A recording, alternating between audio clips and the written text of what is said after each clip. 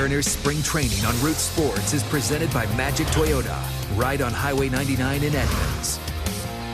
I have to admit, the blue skies make me a little green with envy. The Mariners are getting set to take down the Royals in Peoria. And temperatures are supposed to get just about to 70 today. This is the Mariners' final midweek game at home. They play the rest under the lights in Peoria midweek. Hi, everybody. Welcome as we are just about a week into games down in spring training. Angie Mentink, along with our senior baseball analyst, Bill Kruger. And guys seem to be working out the kinks, Bill, at least those that are healthy. Yeah, that looks so good. I could like to thaw out. Man, it's been so cold here. But yes, the players, they're starting to get their game feet underneath them, so to speak, their game legs. You're going to see the regulars playing a little bit more. And injury bug, it's a little bit there, but I don't think it's anything major to worry about. Folks, I think you should get familiar with the top of today's order because Scott Service may just print off lineup cards with 1 through 5 already inked. D and Gene, they are setting the table for Robbie, Boomstiff, and Seager. Mike Zunino's going to bat 6, of course, he's catching, and we will see Matt Haig out at first base today, speaking of injuries. All right.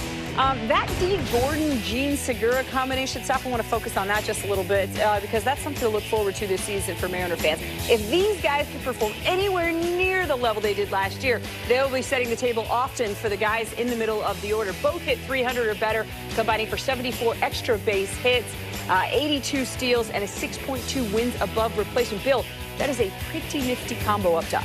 Could be one of the best table setters in all the game, this new combination. A lot of speed, and as you mentioned, both hitting over 300. Gene Segura is the machine. He missed about 100 at-bats last year, and that kept him off some of his bigger numbers. I do think that he probably won't be let loose too early on the stolen base side of the equation because they're going to protect his legs. But certainly D. Gordon, he's all about that. That guy gets to first, and he is panting and salivating about getting to second. A 60 stolen base year last year. He could do it again. He could be the best in the game. I think the two of them are going to have a lot of fun together. Gordon's going to take off, and you could just see the fact that pitchers are going to have to be aware of him. They're going to throw a lot of slide step fastballs, and Segura is going to be lining that baseball all over the place. Watch that ball in the right fielder's hand, and Gordon's already at third. I'm excited. It's fun to imagine the possibilities with the top of this lineup. You have to be thrilled if you are Gene Segura. I mean, pitchers, as you mentioned, can't help but be preoccupied with D. Gordon at first. And then, oh, yeah, you got Robbie Cano behind you, so it's not like, oh, I got first base open. No, you got Robbie right behind him. For more on the Mariners shortstop, we head down to Peoria and connect with Dave Sims and Mike Blowers. Let's talk about the impact of Gene Segura, the shortstop. He's signed a 5-year contract extension. We're going to have him for a while, which is good. He was a 300 hitter last year. How do you see him this year? Well, I think if you consider the 300 average that you talked about, 30 doubles, 11 home runs, he had 22 stolen bases, scored 80 runs. Those numbers you would take from anybody at this point, especially at the top of your lineup. But consider this. He only played in 125 games last year. In his career coming into Seattle, he's been in that 145, 150 range. So you throw another 20, 25 games on there, those numbers improve. Probably gets him close to scoring 100 runs last year. I think that right now when you look at him, staying healthy is going to be the key for him. And that's a difficult thing to manage at times, especially because he plays shortstop, a premium defensive position, and his big asset is his ability to run. So I think if they can keep him healthy, you have a dynamic player at the top of your lineup. What do you like about his ability to hit? Because there were stages last year where he was the leading hitter in the American League. Well, I think the main thing is he's an aggressive hitter. And when you think about on-base percentage, it was about 350 last year. He's not a guy that's up there looking for the walk, although at times he will take it. He had over 30 last year, but he wants to swing the bat. He uses the entire field. So I think if you look at the lineup, especially the guys that are behind him, at the rate that he is going to get on base, especially if he's healthy, his ability to run, they're going to get a lot of RBIs. And I think if you ask any of them, whether it's Robbie, Nelson, or Kyle, they smile every time they mention his name. You're looking at a bunch of hungry hitters that will be following Gene Segura in that batting order. All right, guys, looking forward to it. As for who the Royals are rolling out there today, Adalberto Mondesi, yes, that's the son of former big leaguer Raul Mondesi. He will lead off. He's the only player to make his major league debut in a World Series game. How about that? Go get him. And our friend Michael Saunders will bat 6. The former Mariner just recently signed a minor league deal with the Royals. So much of the Mariners bullpen this season is already set in stone. But what about all of those guys battling for the final spots? Bill breaks down how to make yourself stand out in the competition when we return. First pitch, just minutes away. From Icon. By Magic Toyota, right on Highway 99 in Edmonds. By Safeco Insurance. Find a local agent at safeco.com. Do more. And by Fred Meyer. Swing and a miss. Struck him out. Hey, struck him out. Buck Roll struck him out. Mike Leake making his second start of the spring today. Of course, the hair is shorter this year after turning in a very good 2-inning performance his first time around. He is up against Birch Smith of the Royals. As for Leake, we heaped a ton of praise on him throughout Saturday's game. So today we turn our attention to those guys who will follow him up in this afternoon's game. And we should see Chase DeYoung, Chasen Bradford, and Casey Lawrence, among others, perhaps. Bill, you want to make an impression to snag one of these final spots if you're a pitcher, but is the best idea there to just be steady, or do you have to find a way to make guys swing and miss to stand out? Well, I think everybody always wants to make them miss. There's no doubt about that. But I think when you think about that 8th spot, you're looking for someone that throws strikes, that can pitch to lefties and righties, and can pitch multiple innings. That kind of leads to guys that we're going to see today, like Chase DeYoung or Casey Lawrence. Both have had, some success mopping up and pitching multiple innings. That's why I think it's probably going to come down to one of those starting pitchers that doesn't make the 5th spot. Maybe it's a Marco Gonzalez. Maybe it's an Ariel Mirandas that give you that 8th guy that if you starter gets knocked out early, they could pitch 3, 4, or 5 innings for you and really keep the rest of that elite part of your bullpen intact. Yeah, one of the things these guys can't afford to tinker with things. Hey, I wonder if I can throw my changeup in this count, in this situation. No, they have to know they can do that. They don't have that veteran flexibility. All right, they are just about set for first pitch. So let's get you down to Peoria and connect with Dave Simpson, Mike Flowers. Guys? And Angie and Bill, thank you, and good afternoon, everybody. Good to have you with us. Mariner Baseball, the sunny skies, mostly sunny skies, blue sky here in Peoria, Arizona. As you look at Mike Leake. Mr. Leake making his second spring start. He looked good in the first outing last week against the White Sox, Mike. He looked terrific.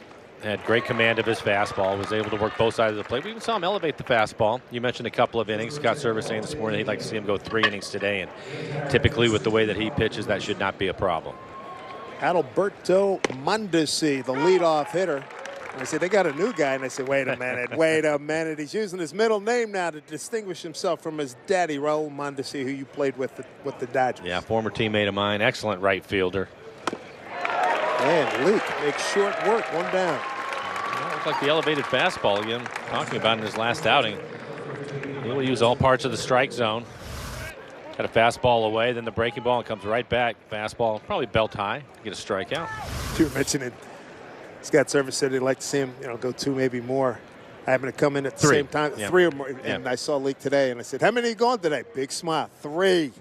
3. Remember when we had him on the other day after his outing, as you look at Whit Merrifield, he said, hey, it's up to us old-timers, our veteran guys, teach these young guys how to get deep into a ball game. With the trend, we're right in the middle of that trend now, right? Yeah, and I think if you think about all the different moves, and it's been a lot to think about that Jerry has made, Jerry Dipoto, over the last couple of years. Mike Leake may be the most important just because of the health issues they have had. Mike is somebody that traditionally will be 190 to 200. He wants to stay in the ball game. He can be really efficient with his pitching and try to get the ball on the ground, have some quick innings. So he could be really important to this pitching staff this year. And I'm going to try to go 3 innings today against fastball, right around 90. Merrifield line drive. Will drop in front of Kirk Nieuwenhuis, base hit. You talk about Leake, you talk about innings, and look at his career. It's a lot of innings that he's put up by today's standards. 167, 179, 192, 214 back in 2014 with the Reds. 136, 176, and last year 176 and change. Something that this rotation needs. But you were talking about it. You have to like his mindset when he takes the mound. The pitch count doesn't matter to him. Of course, it does to the pitching coach and the manager. But his intention is to go out there and get as deep as he possibly can. He's not looking for any help. Alex Gordon, one of the few remaining names from the championship team that the Royals put together a couple of years ago when they beat the Mets in a World Series.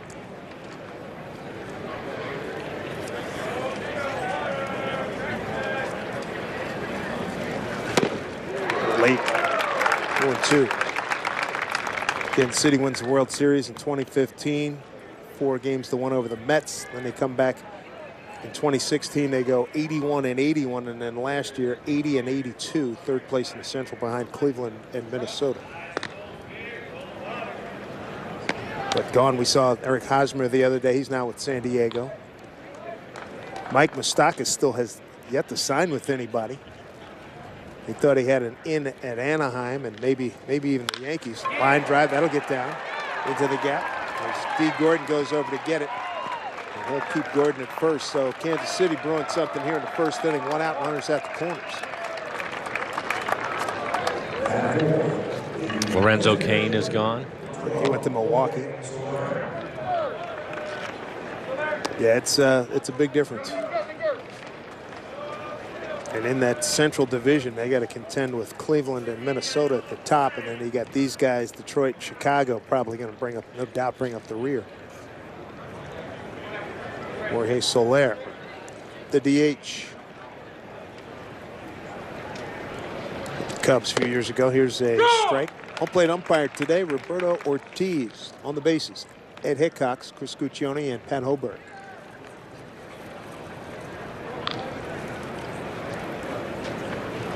Mariners looking for a double play here.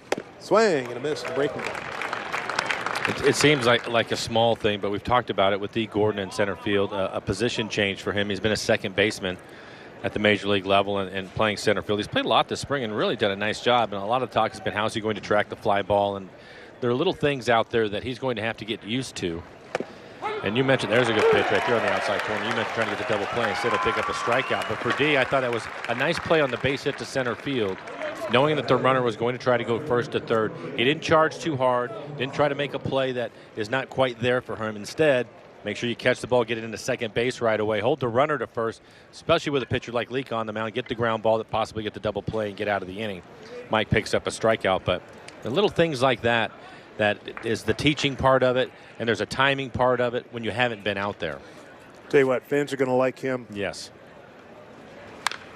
Good conversation with him today. I said I really tip my cap to you during BP. You stand out there and take fly balls. You track everything down. I said I learned something when every ball hit to me. Yeah. And then, of course, he was pretty much born and raised in a clubhouse. His daddy, Flash Gordon, terrific starter and reliever in his 21-year career. Jorge Bonifacio, the right fielder. Here's Segura. Goes short way, and that'll do it. No runs, 2 hits, no errors, and a couple left. Mariners coming to bat. Glad you're with us here from Peoria, Arizona. And here you have a Bonnie.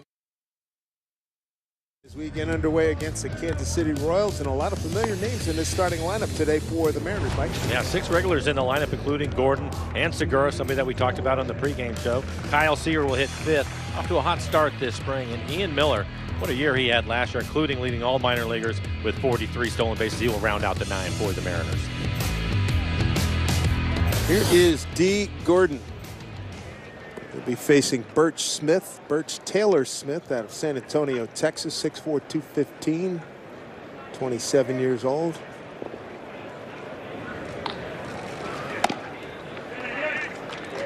Dee with a strong start, hitting at 500, 4 for 8, scored 3 runs. He's got 8 total bases, hit a home run, 3 runs batted in. Let's keep a count of his bunts this year. Bunt attempts and how many he keeps fair, because I think I have him the games I've been to. He's 2 for 2. 2 for 2, and he also has a swinging bunt base. It's right. Infield hits is what you're going to count up this year. There's a bunt. Kept it. Oh, almost went. I talked. And if it was fair right there, that's a base hit. Oh, there's nothing that they can do about it. Don't even bother throwing. Right. He hit the home run. Said it was great. He says, home runs are great, but I want to hit 300, which he's done a couple of times.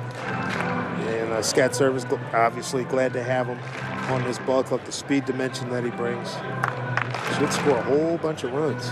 Well, if he hits 300, you have Segura waiting on deck, who hit 300 for the Mariners last year. So that's a nice combination at the top of the lineup.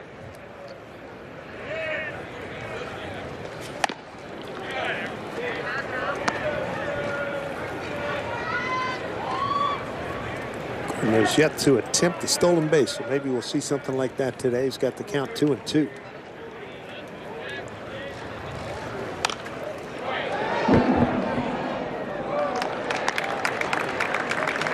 That's the other thing. They're not playing deep, but he can slap the ball line to line. Outfield of Saunders, Gordon, and Bonifacio. So look at Bert Smith, who's got limited experience in the big leagues with San Diego. 3 called. 1 down. And just a well-located fastball. 2-seamer on the outside corner.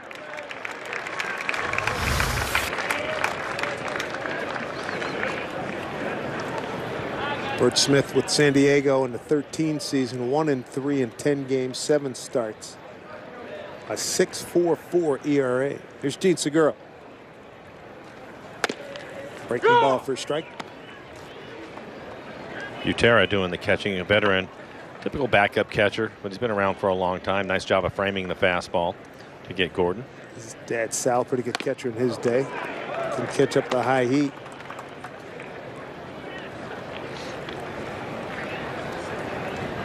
We talk about it all the time, about left-handers throwing strikes. Defensively, if you can catch it, throw it, call a good game, you could be a backup catcher in this league for a long time. You have quality defense. It's like being a long snapper in the NFL. You can stick around 15, 20 years if you do it right. There you go. Pat Borders comes to mind. Yeah, former Mariner. Yep. Had some good years with Toronto as well. 1-2 pitch. Smith with a good fastball, LS fastball, 95 miles an hour. Smith picked up a trade with the Mets mid-December. Really like to see Gene stay healthy this year.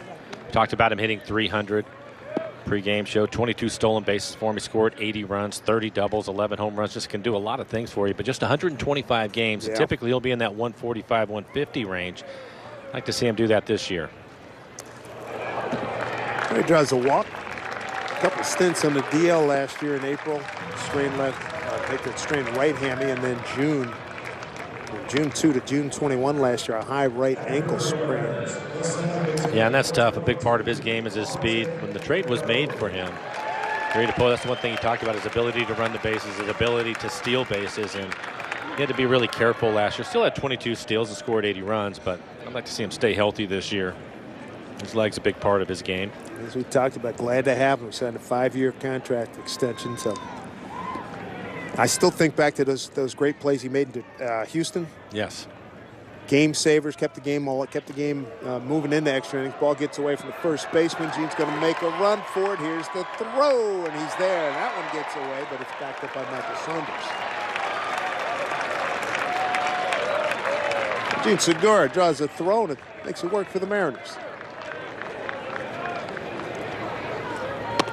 Well, that was the one thing you were mentioning, his defense, Dave. And when he was playing for Arizona, he was playing second base. And so a lot of people were wondering what he was going to be like at shortstop. And you mentioned the game against Houston.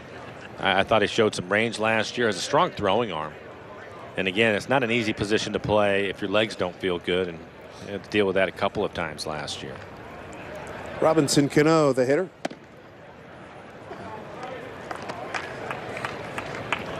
Robbie on the season, 0 for 3.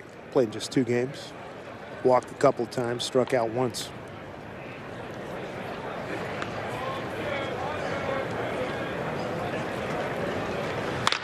Serves it left center field. Late start by Segura. And Scott Brocious will hold him at third. Mariners have a nice setup for Nelson Cruz. I'll take a look at the swing by Robbie, going the other way, stays on it. Change up, out over the plate. A lot of movement to it, probably off the outside corner. Just taking advantage of the big hole on the left side of the infield. I think that's probably a base hit that Segura will score on during the season. They'll pay closer attention to what the defenders are doing. The shortstop actually was going over it almost like a pickoff. And if he didn't know when he was standing there, he would have taken off right away, but he wasn't sure. And I think during the year, I think he'll pay attention to that and he'll score on that base hit. Nelson Cruz, the RBI leader in the American League, 119 last year. Popped it up and it's playable. Whit Merrifield for the out.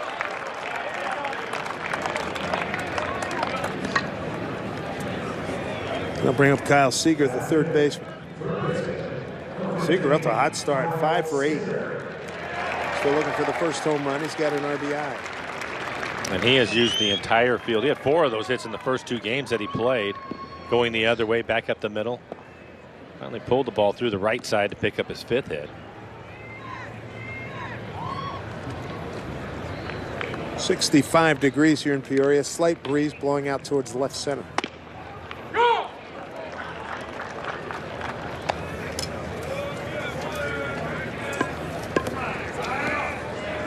Kansas City has won its last 3 spring games. Beat Cincinnati yesterday 3-2. Mariners lost 4-2 to Cleveland over in Goodyear.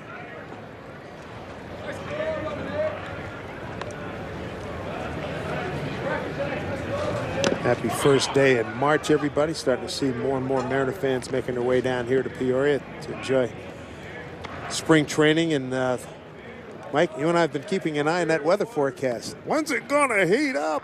Well, we were talking about it this morning, and you and I usually show up on the 1st of March. We've already been here a week. For a week. But things have turned around. Beautiful day today. Looks like the weather's going to continue to be nice. Trend is definitely upward. 2-1 here to Kyle Seager.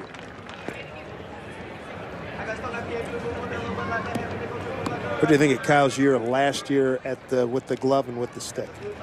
I think for Kyle, and this is something Scott talked about the other day, that you have to remember with him, with everything that he has done in his career, he's going to go down as one of the top Mariners all time. He signed a long-term deal. He's going to be around for a while. He's consistently in that 25 home run range. You know, he's already won a Gold Glove, been an All-Star. I just like the adjustments he makes from year to year. Really did a lot of damage to left-handers. That was something that was a bit of a concern. He had all that figured out. I just think he continues to improve, and I think he has a year where he's going to hit close to 300, if not hit 300 one year. One of the biggest adjustments he had to make once he became an everyday third baseman is he wanted to pull the ball more because it's a power position. He wanted to hit for more power because when he first came up, he sprayed it around, higher average. Well, he's been able to do that, and now for him, I think the next step for him is to get that average up 280, 290 in that 300 range because he's capable of doing it. But it's not an easy adjustment to pull the ball with authority and still hit for a high average, especially early in your career. One of the guys that I can remember doing that is somebody that you have watched and know well is Don Mattingly. When Donnie came up with the same thing as a first baseman, he sprayed it around, but then he wanted to take care of that short porch in New York, and he learned to pull the ball. And I was talking to him about it. He said it took him a few years to get back to where he felt comfortable with all those different things that were going on. And I think Kyle's probably in the same boat at this point in his career. 3-2 pitch here. Cano takes off. And a comebacker right to Smith, and that'll do it. Mariners strand a couple to the 2nd inning. We go here in Peoria. Glad you're with us here at Mariner Baseball.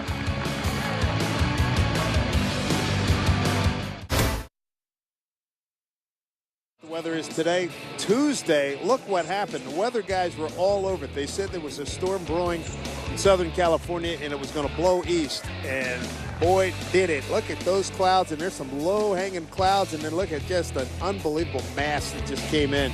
Rained like crazy overnight. So tip of the cap to the weather forecasters. They nailed it that day. Familiar face right here, Michael Saunders. This last Tuesday, he's sitting with the Pittsburgh organization signing up, and they said, oh, by the way, we're in the process of signing Corey Dickerson. What? Signed him. That was like Tuesday. Friday, he's with Kansas City after Pittsburgh dropped him. Go!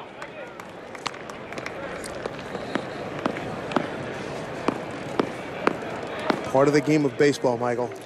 Yeah, I think from what I understand, they were straightforward with him, let him know that that's something that might be possible, and if that were to happen, they would probably cut him loose. And he still signed the contract, but what you're talking about, he was released but picked up right away by Kansas City, so it's good to see him in camp. 202 in 73 games with Philly and Toronto. We saw him for a game last year. Robbie, on a shift, throw him out.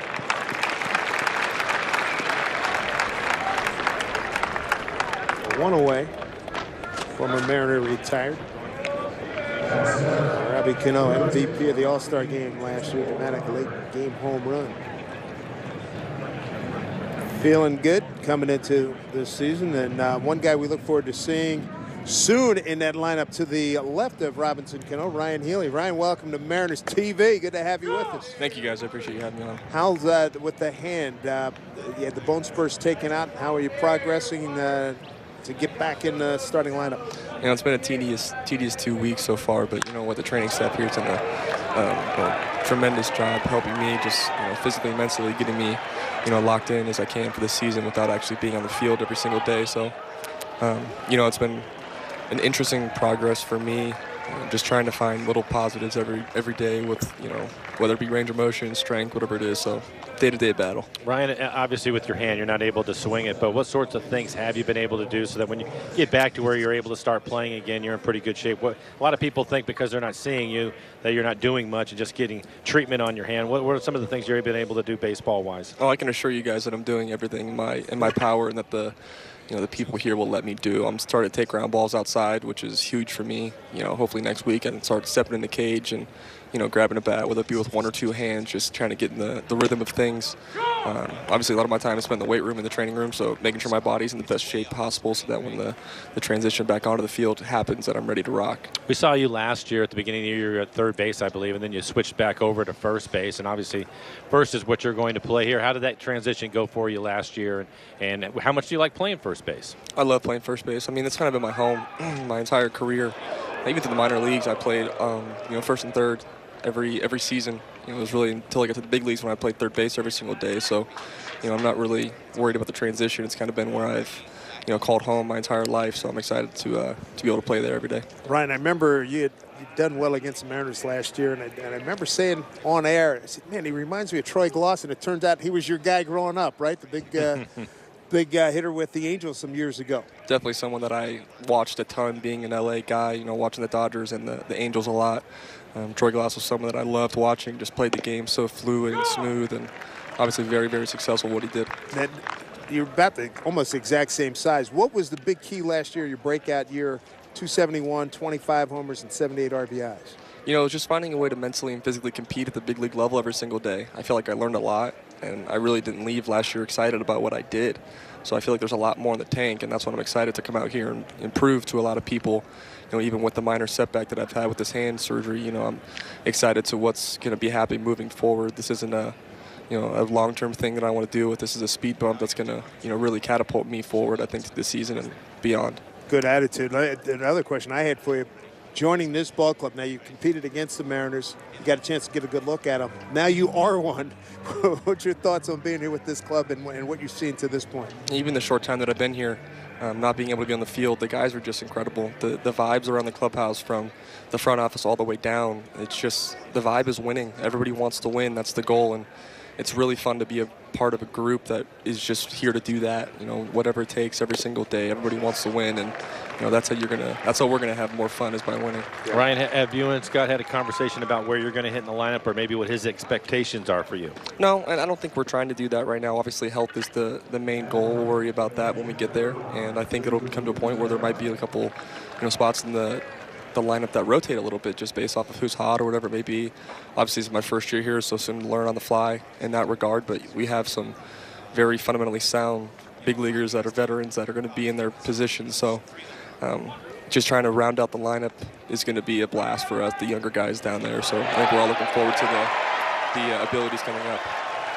Boy, that was impressive. Mike Leake, good athlete, picks off the runner at second. Cuthbert, that was a fine play. Here comes the guys. That was good stuff. Good stuff. Hey, Ryan, thanks so much, man. Welcome to Seattle. Welcome to Mariner family here, and we look forward to getting you back out on the field, man. Thanks so much. Thank you guys very much. Appreciate your time. Take care. Have you heard about Bruce? Very comfortable day here in Peoria. Mike Zunino leads off. Swing and a miss. Z-Man looking for his first hit of the spring. 0 for 6.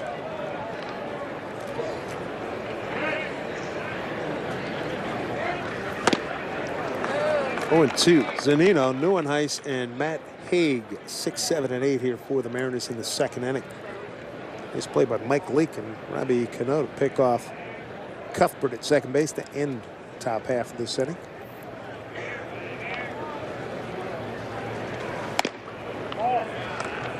One and 2.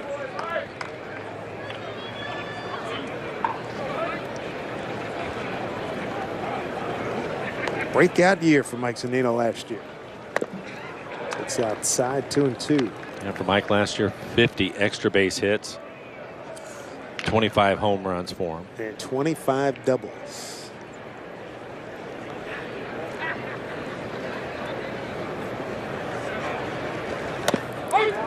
And takes a called third strike.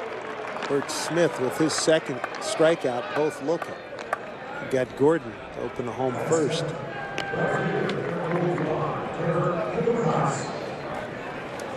So Bert Smith, one career win in the big leagues, beat Atlanta, beat the Braves in Atlanta September 15th of 2013. Well, so far today, he has pretty good stuff. He stopped out at 95 miles an hour. He's mixed his fastball up 91 to 95, including a two-seamer. Seen his changeup and a couple of breaking balls. Kirk Neuenhuis 0 for 8 on the spring.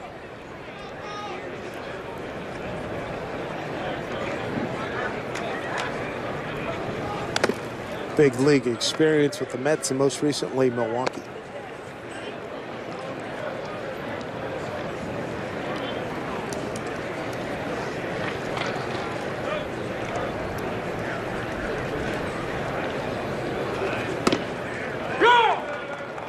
Ball and 2 strikes to Kirk.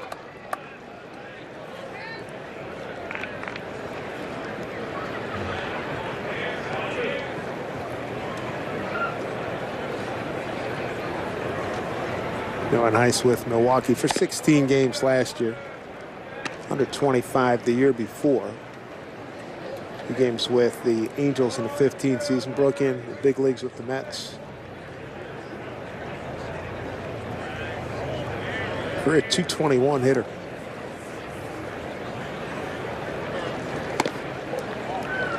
Count runs full.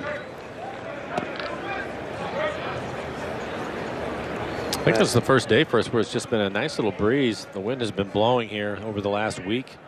Made it difficult for the outfielders, but a nice day for them today. Yeah, it was gusting. 20 miles an hour plus. First couple of was at last Friday, Saturday. How'd you do with your knockdown shot?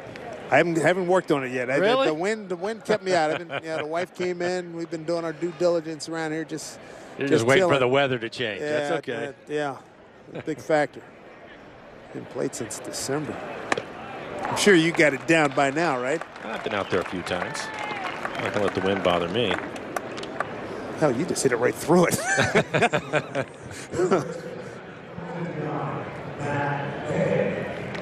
These strikeouts here for Bert Smith.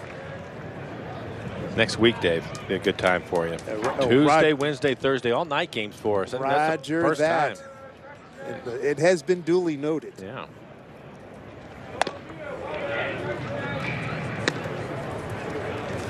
Matt Haig, 2 for 10 thus far with a homer and an RBI in the spring.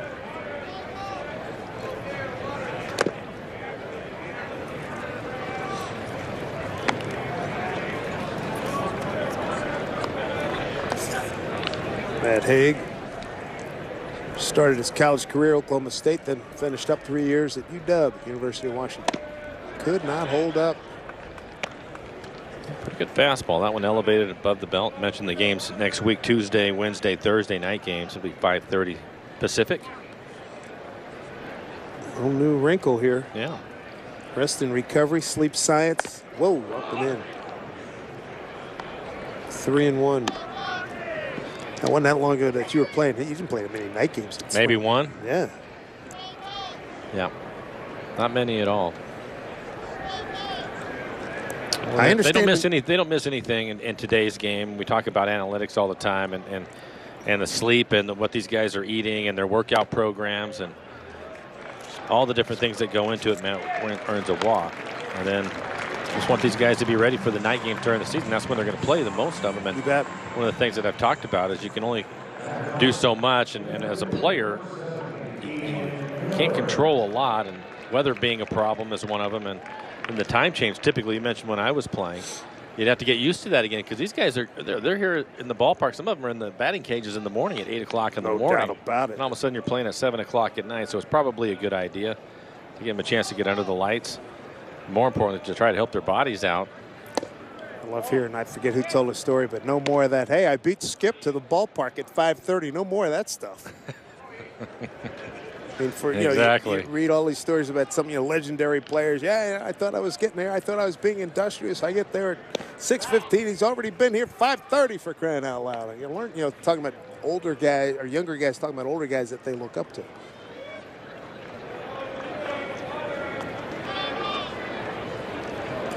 Ian Miller playing in left field today.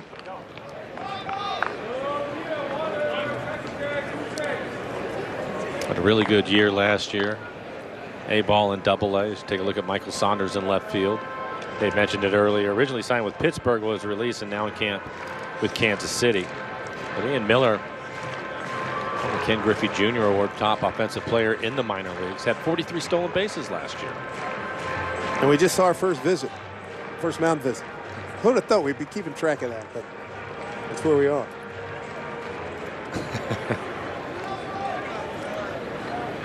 Normally, I wouldn't even You're going to have to put a category in your scorebook so that you can mark it down along the way. I was talking to somebody about that. That's exactly right. That will go foul. You were talking about it at the start of the game, too, as Dee Gordon's waiting on deck. And we saw him try to bunt his first time up, but it's earlier in camp. Ian Miller, a couple of the other younger guys were with Dee Gordon working on their bunting.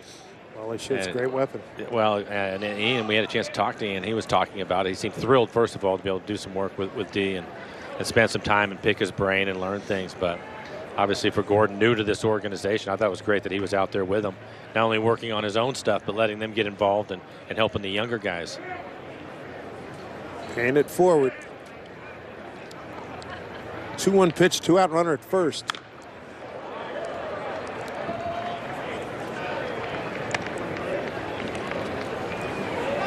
Make sure you get your tickets, folks. Opening day will be upon us before you know it. Today's March 1. Open the season against the Cleveland Indians on March 29th, 7:10 start. Day off on Friday. Saturday, Sunday games. Then we go away to San Francisco, Minnesota, and Kansas City. And then come home for Oakland and Houston.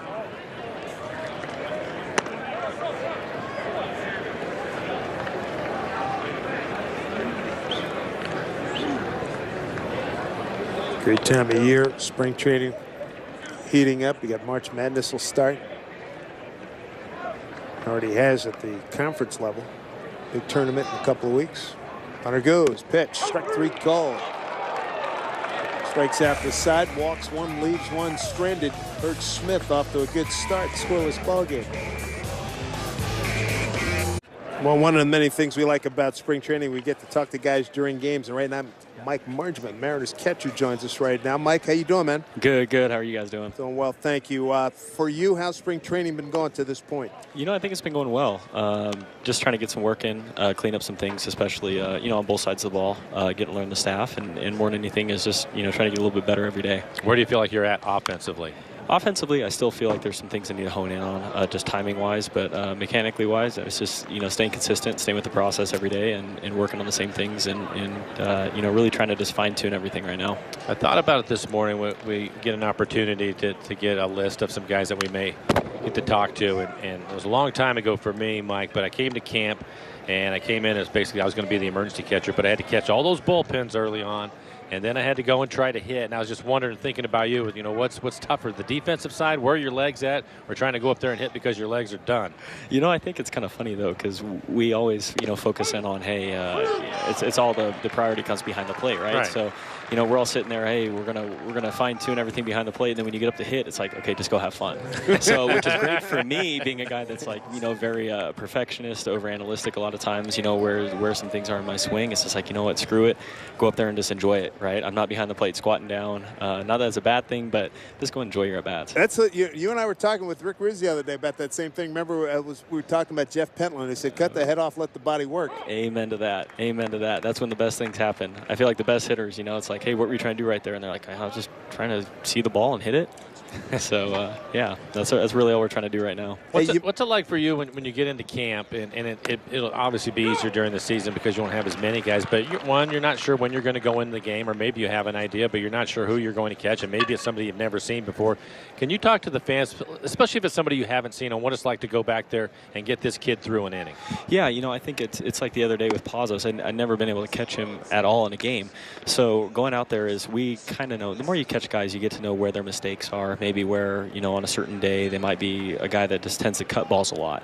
So you kind of know where their tendencies lie. But when you don't catch a guy, you really don't know what their, maybe their slider is or their changeup. So sometimes, and now with the new in-between innings is, you'll go into an inning and they have a pitch left, maybe just we're the last out, and you go out there and you've never seen the guy's breaking ball. He doesn't throw into you. So the first one's in the game, and you're just sitting there kind of like, you're just going with the fly of things. So, for the most part, it's really just getting to know guys, try to get in there and catch as many sides as you can, talk with them the most, and really just try to get on. I mean, that's pitching and catching relationship, right? Is just getting to know each other and get that dynamic going. All right, walk me through first big league homer, October 1 last season in Anaheim in the 8th inning.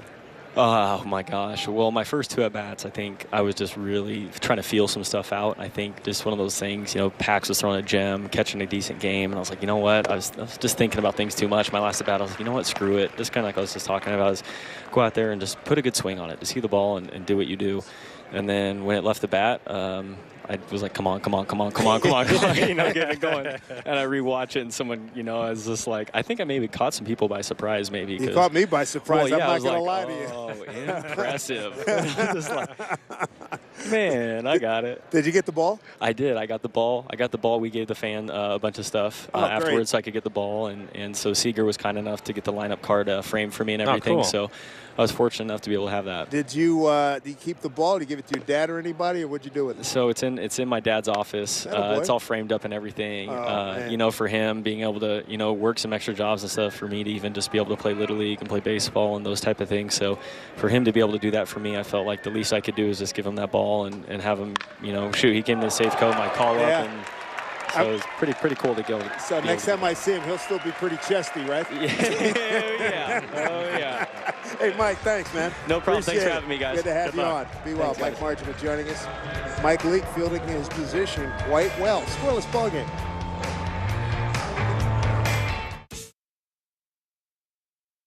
The bottom of the 3rd in a scoreless game between the Royals and the Mariners. Angie Mentink here along with Bill Kruger. And as the players get set for the upcoming season, so do we. And Major League Baseball will be sending 6 new names to Cooperstown this year.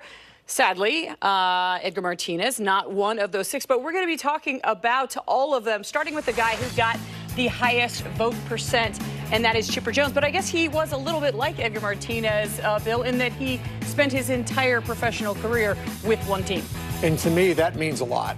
He's a mainstay, a real hero in the Atlanta community. Played on championship teams. He's an automatic, a guy that hit well over 400 home runs, an MVP, over 300 batting average, and did it as a switch hitter.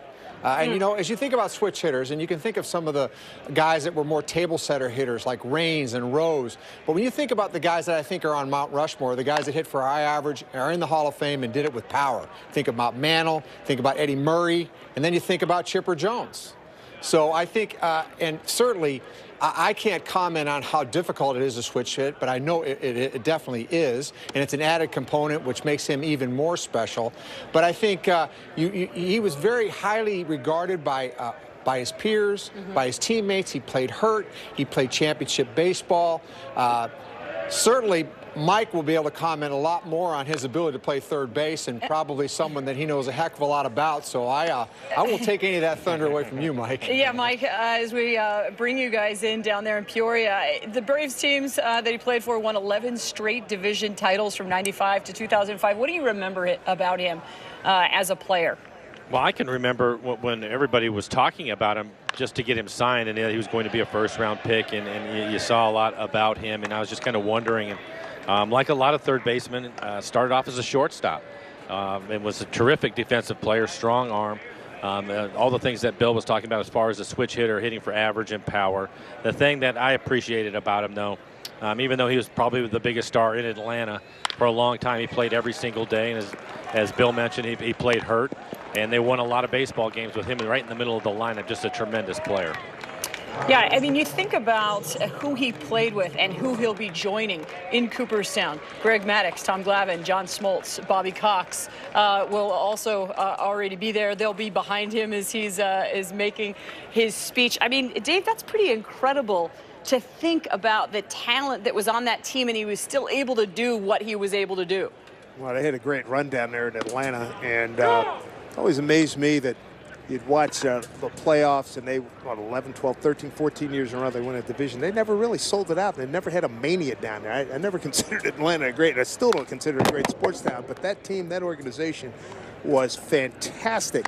And for me, being in New York during that time, and the Mets had some good teams, I just remember Larry Wayne Chipper Jones wore out the Mets, and he named one of his sons Shea because of all the damage he did at Shea. And the fans there got to a point where they celebrated and they saluted him. They had so much respect for him. It was a throwback to the days when Stan Musial became the man when he was playing against Brooklyn, because he used to wear the Dodgers out.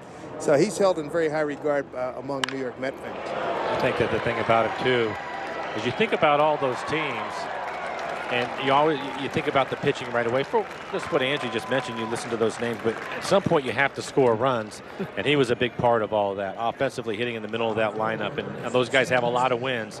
It's because of the way that he was able to swing the bat in that lineup. But I can tell you this too. It was when I was with the Dodgers, and we were making it into the postseason, and obviously I'd hurt my knee and blown out my ACL. So I went to Atlanta, and I wasn't able to play. So I'm just leaning up against the cage while the guys were taking batting practice before one of the games, and it was pretty cool that Chipper came up to me and asked me how I was doing, and I said fine. And the fact that he had the same thing, the same surgery, kind of gave me a rundown as I'm going into the winter, what I was up against and the way things were going to go. And that was really cool that he took the time, 5-10 minutes just to talk to me about a similar injury that he was able to work his way through. So a great guy. That's great. And you love to hear guys making sure that they take the time and continue to sort of give back to the game.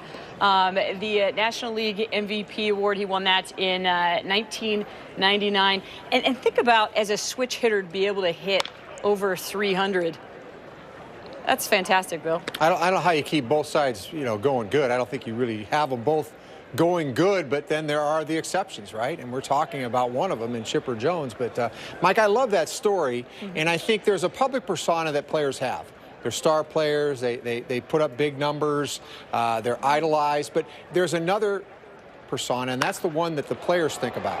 And when you have the respect inside the game, like Mike, you have utmost respect for him. And I would imagine it's like that with a lot of players, and that's why Chipper Jones is a winner and why people love him so much. Yeah, we'll again hit the other 5 names headed to Cooperstown throughout the game. But right now we're headed to the 4th inning. Scoreless still between the Royals and the Mariners. No score, Royals and the Mariners top of the 4th here in Peoria, Arizona. An all-star performance deserves an all-star bobblehead. Make sure you join us Saturday, March 31st for Robinson Cano Bobblehead Day. Presented by Root Sports. First 20,000 fans will receive a collectible showcasing Robbie and his MVP award from last summer's Midsummer Classic. Tickets at mariners.com. Dave Sims, Mike Flowers, and company on hand here. Gordon Beckham joins us right now in the battle for the utility spot. But first, have you gotten over to Georgia Bulldogs not getting it done in the championship game yet? Yeah, that stung a little bit. I actually went to the game, and you play so many games in baseball, you lose games. You're going to lose about 60 games a year, and losing is not as traumatic. Yeah, it's traumatic. And then I remember sitting down after the last play, and I'm like, oh, this is what that feels like, But it was definitely tough. But yeah, I mean, they had a great season. I'm glad they got there, and just got to win one more game next year. I was just talking to you, and you're off to a great start this spring. 7-4-11, hitting the ball all over the place. What's been working for you? I just think that I did a good job this offseason getting ready. I did a lot of work on my swing, really tried to work on mechanics and how I get to the ball. And I think I'm just doing a good job of staying square and not trying to just pull or not trying just to go the other way. I'm kind of doing a little bit of everything. So it's been good so far. I like where I'm at. I mean, you know, it's still early, and I'm still getting some good hits, you know. So that's really encouraging for all the work that I did, for sure. Did any of that have to do with you guys, what you knowing once you got here you weren't going to have much time, you were going to be right out there playing games right away? I talked to Scott Brocious a couple of days ago, and I know he was concerned about that, but obviously it hasn't bothered you at all. Well, I mean, you know, obviously being a non-roster invite, you know, you got to come out and prove what you can do. And I mean, for me especially, I think over the last few years, I just haven't hit very well. So, you know, the defense has never been really a question mark for me. It's always been the hitting. So I worked really hard on it, and I knew I had to come out swinging. So I'm glad it's worked out so far. But you know, I feel confident in what I'm doing. I think that's the biggest thing, is I just feel confident in what I do and go out there and play the game and have fun. I mean, it's been fun to go up to the plate over the last couple days, which is something that kind of eluded me a few years prior. Talk about the defensive side a little bit. Obviously, myself and a lot of the fans in Seattle are used to seeing you play second base every day, and you know, I think sometimes it can be difficult. We've already seen you here in spring playing a number of different positions. What's that been like for you? Yeah, I mean, I've kind of done that over the last few years, so it's not anything new. It's I just try to bounce around each day and get something. Ground balls at different positions. You know, I usually stick to one a day, and then, you know, just kind of go from that. But just make sure I get my work in. Hey, let me ask you this about next week, where you have the 3 consecutive night game spring training. It's a little change from what you're used to. Yeah, I mean, it's definitely, when they said that we had 12 night games this spring, that was definitely a big shock. But I think it's good. I mean, honestly, everybody says the same thing. We play nothing but day games all spring, and then all of a sudden you get to the season, you're playing pretty much nothing but night games. So I think it's going to be a positive thing for this team, and moving forward, it'll get us a little bit more prepared for those longer days. Because I remember at the beginning of the season, you know, you're just kind of like, you know, these long days or whatever, you're not used to it because you've been getting up at like 6 a.m. and yeah. getting done by 4. And then all of a sudden you're expected to go out there and be ready to go at 7, which is where most of these guys are kind of winding down. I mean, at 7 p.m. at night, that's when we're winding down here in spring training. You know, without a doubt. Overall, what are your thoughts on what you've seen so far in the limited time here at camp? I mean, it has, you know, things have started, the calendar's been shifting around a lot. Yeah, you know, it is what it is. I think that there's a lot of, you know, a lot of positives for this team. I mean, you know, we got a great group of guys, so hopefully it's something that we take into the season and do some really good things. But there's a lot of obviously great players, but I think that the clubhouse is gelling already. So I think that's a really positive thing, because you can't beat chemistry. I mean, if you have it, it really goes a long way to a winning season. You're swinging the hot bat, man. Keep it going. Appreciate you joining us. Good to see you. Good luck, Gordon. Appreciate it. Thank you. Be good, man. Base hit for Bonifacio with 2 outs here in the 4th. He's been swinging the bat great. I mentioned Kyle earlier, who's in the lineup today, but I think it's so difficult. And I liked what he said, that he knows he's coming in. He's trying to win a job here. He had to be prepared. You don't have time like a lot of the veteran guys that have an everyday role, and you have to be ready to go. And he certainly has been, because he's been swinging it great and playing great defense on top of that. So he's off to a good start, trying to win a job here. Second time around for Michael Saunders, making his Kansas City debut. Rounded out to Cano back in the 2nd inning.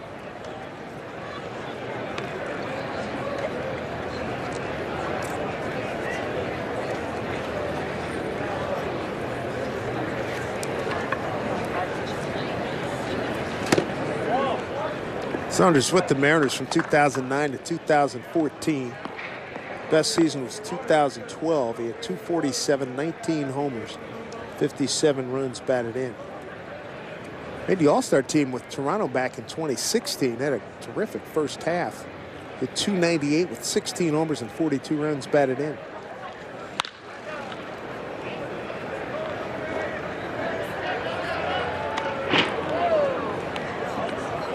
Saw Michael in Philadelphia last May. Well, it was just a few years ago. He was an all-star, and I think right now he's just hoping to stay healthy.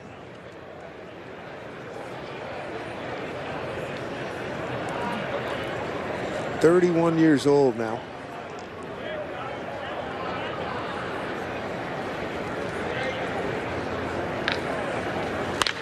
Goes the other way for a base hit. Beats a shift.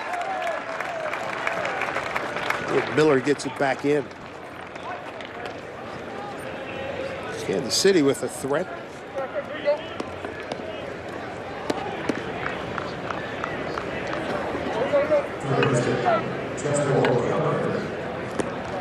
First base coach for Kansas City is Mitch Mayer, who's a pretty good outfielder in his day. Takes Rusty Kuntz's place. Rusty, long time, and Mike, you go way back with Rusty. Mike Jersley at third. Rusty will be working at home games for Kansas City, and then when the Royals are on the road, he'll be spending time shuttling between a Double-A team in Arkansas and a Triple-A team in Omaha.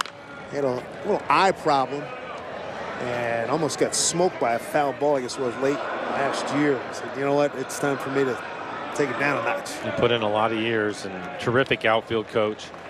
As you mentioned, first base coach for a long time. And I'm sure that when the Kansas City Royals are in town, he'll be there to work with the outfielders and get them squared away. But just a great baseball guy. I was in Seattle for a number of years. I know when you talk to Jay Buhner, he'll give him a lot of credit. So I'm sure that Rusty will miss it somewhat because he's been doing it his entire life, but it's a good thing too. I was told he has files upon files upon files, information guys, the whole thing. And one of the most engaging human beings you ever want to meet in the world of sports. 0-2 here, the count. Cuthbert. 1-2. Cuthbert with a double to left center field his first time up. You can see the high target from Mike Zunino. That's on purpose. They want to get the ball up and in and move him off the plate. Typically with Lawrence, he wants to get you out with that slider away, or he'll backdoor the fastball. Pretty good sinker. So 0-2 count, just want to keep him honest. Cuthbert, one of several guys in this lineup that have been waiting their turn the last few years. And Casey Lawrence strikes him out. No runs, 2 hits, no errors, 2 left. We go to the home fourth. Nelson Cruz will lead it off when we get back. Spring training on Root Sports is brought to you by Steel. To find your local Steel dealer, visit steeldealers.com. And by Bill Burham's Puyallup Nissan, car buying as easy as Sunday morning.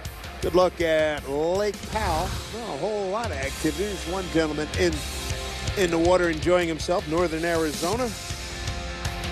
And the great scenery we have here in the great state of Arizona. No scores. We go bottom 4 here in Peoria with the Mariners taking on the Kansas City Royals. Here's Nelson Cruz. First pitch swinging, popped up to the first baseman. First at bat, looks at a strike. Had fun talking to Nelly. Tell me about your off-season workouts. Of course, you're working with a trainer known as Iron Glenn from New York. Worked with him in Miami. Worked with him in Dominican Republic. And Nelly said they'd go 10 days really hard, take a day off, had to try to simulate the baseball season, stress the body and get it ready. He's down about 5 pounds at 237. Yeah, he looks great. And I said, what kind of stuff are you doing? He says, well, I take the hundreds. I said, what do? You take 100 on the barbells? He says, no, dumbbells. And he does presses, sets of 12, 3 sets of 12 with 100. I said, that's a little bit out of my league, my man. I was hoping you were going to tell me he was jogging 100 yards. yeah, right.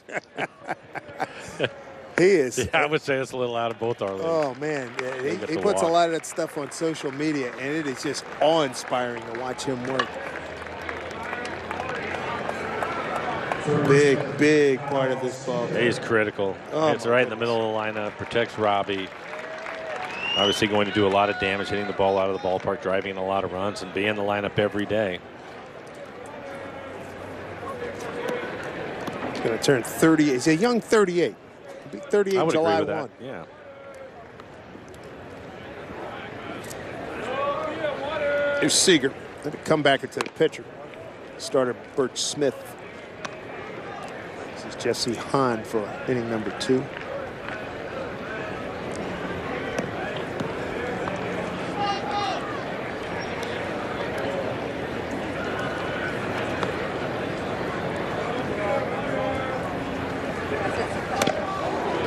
Good rip there, 1-1.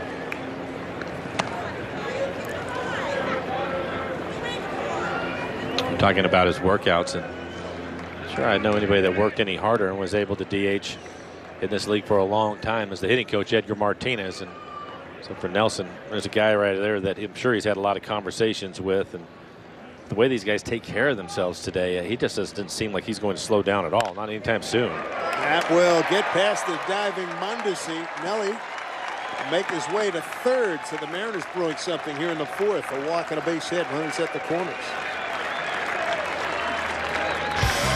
Buy more and save discounted tickets. They're available for groups of 20 or more. Flexible seating options, private hospitality, and picnic packages are all available to complete your group stay at the ballpark. For more info and to book your 2018 group date, visit mariners.com/groups. Good setup here for Mike Zunino.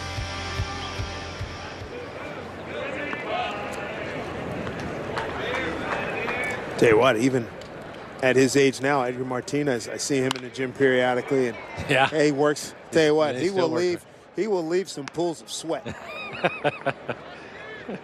He's working hard. He does an interval program that is just phenomenal.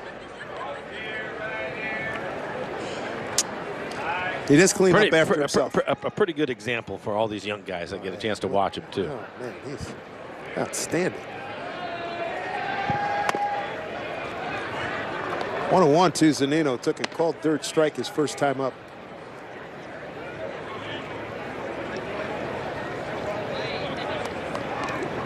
Hope to see Mitch Haniger back in action in the next few days. That'll be a welcome sight.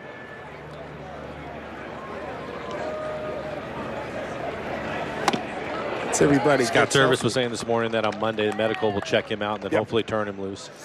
One good thing, well, a lot of good things, but this lineup looks impressive. Once they get everybody on deck and healthy. Well, that's one of the things when you look at it that you have to be impressed with is because we've talked about it a lot over the last few years, and it's the guys in the middle of the lineup. But now, today we started off talking about Gordon and Segura at the top of the lineup, and then just the overall length at the bottom of the lineup is something that I think is going to be difficult for a lot of pitching staffs to work their way through. A couple of fastballs away from Mike today. Borderline, he thought they were off the plate. It'll be a strikeout. But yeah, it's I think it should be impressive. When you think of what Haniger was able to do last year when he was healthy, what Gamble did most of the year, and they're going to be at the bottom of your lineup. It's pretty good. Yeah. And you got Zunino down there. Yeah, with 25 home runs from last year. Yeah. Bottom third looks pretty good. Mixing it a little Heredia. Straight back, Kirk Neuenhuis. He struck out swinging on a 3-2 pitch back in the second. The inning started with Cruz walking, base hit Seager, sending Nelly to third, strikeout Zunino, and now Neuenhuis.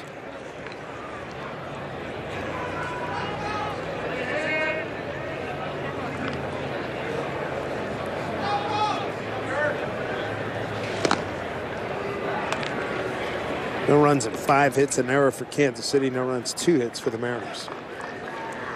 The other hit came from Robbie Cano, first inning. A 1-out single to left.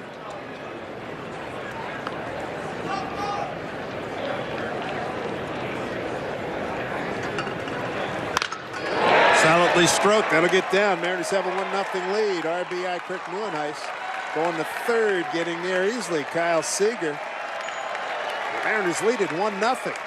Good to see him get on the scoreboard. Kirk Neuenhuis with his first hit as a Mariner, first RBI.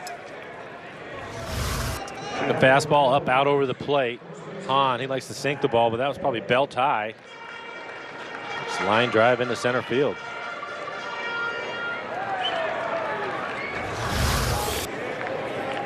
Kyle getting to third, no problem. There's Kirk. Chance from Matt Haig.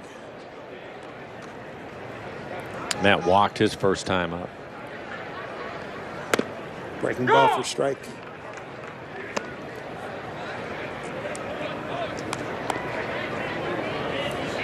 As a veteran player, how antsy do you get? At what point do you get really antsy in spring training? I mean, the first week you just get a feel.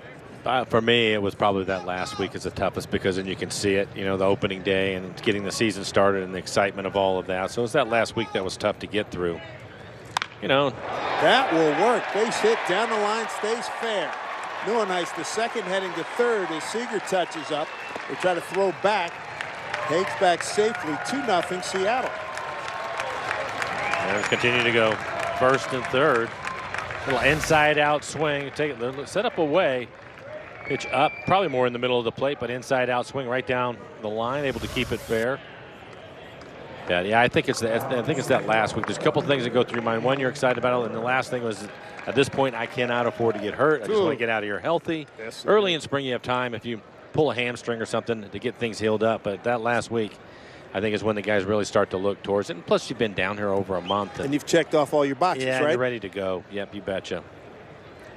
Good swing by Matt right there. As Jerry Dipoto the other day was talking about him, and he just talked about his ability to hit, put the ball in play, use the entire field. And that's a pretty good example of it right there.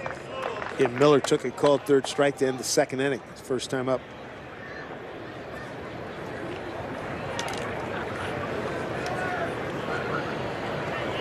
Miller 3 for 9 on the spring with an RBI. And for Haig, that was his second RBI this spring. Breaking ball hit up the middle. And let's see, they get the out at second. Another run scores. Runner at first is safe. Mariners have a 3-0 lead. Well, one of the things with Miller, we talked about it earlier, 43 stolen bases. He can really run, and the minute the shortstop bobbled the ball, you had to feel that he was going to be able to stay away from the double play. Pick up an RBI. See if they run him. Why not?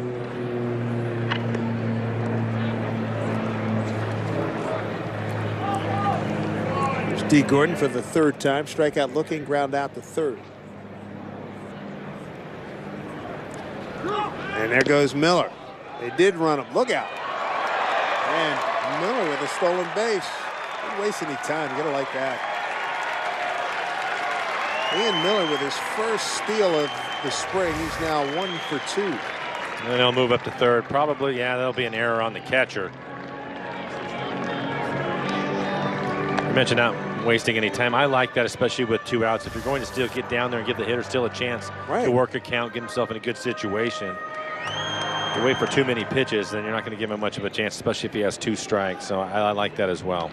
Good aggressive base running. Scott Service got here 2 years ago.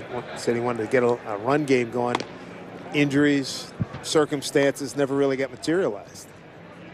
We also talked about the youth that they have now. We've talked a lot about D. Gordon and Segura at the top of the lineup, but they have some guys that can run.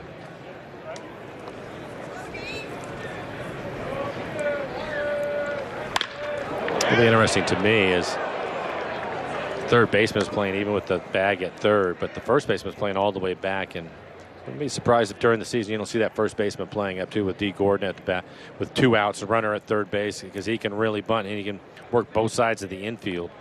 And if he gets it down to the right side and he has to beat the pitcher, I think that's an automatic base hit. But because of spring training, probably the reason why they're staying back.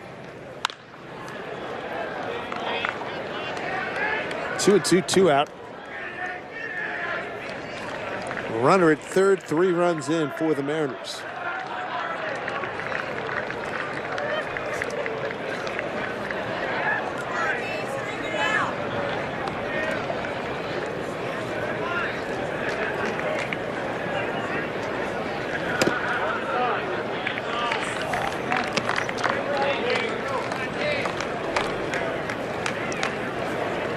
A full count. D. Gordon, Gene Segura is on deck. Jesse Hahn, 3 years, last 3 years in Oakland. First year in the bigs back in 14 with San Diego. 3-2 pitch. Dribbler goes foul.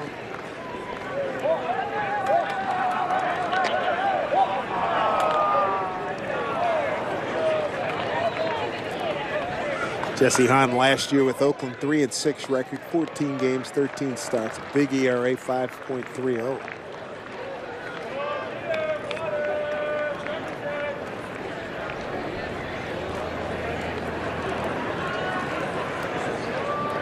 Three-two pitch to D. 2 outs. Look out. Oof.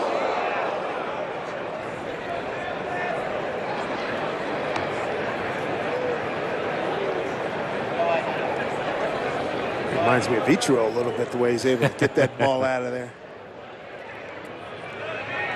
keeping the at-bat alive. See how much he chokes up on the bat, too? Yeah.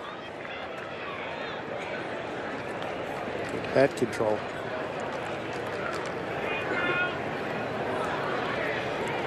Three-two from Hahn.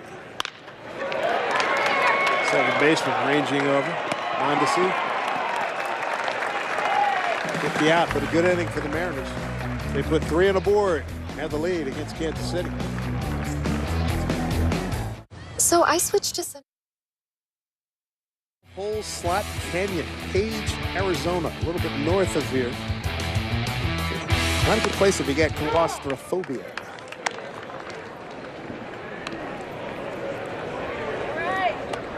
Here's Ramon Torres. It's Casey Lawrence, fouls one back. Torres, the shortstop, switch hitter. Batting in the 8 hole, followed by Drew Butera and then Alberto Mondesi. Torres struck out 0-2 pitch first time up. Mike Leake, impressive. 3 innings, 3 hits, no runs, no walks, 4 strikeouts, picked a runner off at second. How about 37 pitches, 30 strikes? That works. 11 batters faced, 8 first pitch strikes. So working ahead. That's kind of his MO. Casey Lawrence, this will be his second inning. Had some trouble down the line. Out of the box hard is Torres, and he's got an easy double to lead off the Kansas City 5th. Hey, the time is on right now to join the club as a Mariners season ticket holder. Lock in the best seats at the best prices to catch all the action at Safeco Field in 2018. For more info on the many benefits you're going to enjoy as a season ticket holder, log on to mariners.com/18. Catcher Drew Gutierrez going to stand in. Watching Casey Lawrence pitched the 4th inning, back out there for the 5th. Gave up a couple of hits, was able to get out of the inning. Had 1 strikeout. Terra took a called 3rd strike, 3rd inning. Bottom 3rd of the Mariner order coming through. Nieuwenhuis, Hagen, Miller with RBIs with a 3-0 lead.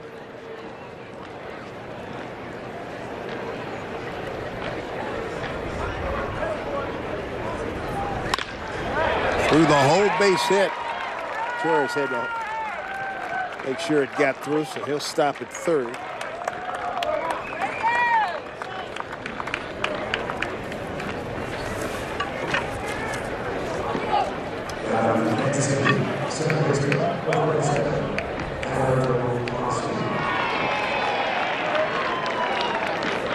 A hearing from Edgar Martinez coming up in the 7th inning. It's the 2nd time in the spring Mariners faced off against Kansas City. Mariners lost at surprise last Tuesday, 14-9. Top of the order, here's Mondesi. Strikeout and a ground out to second.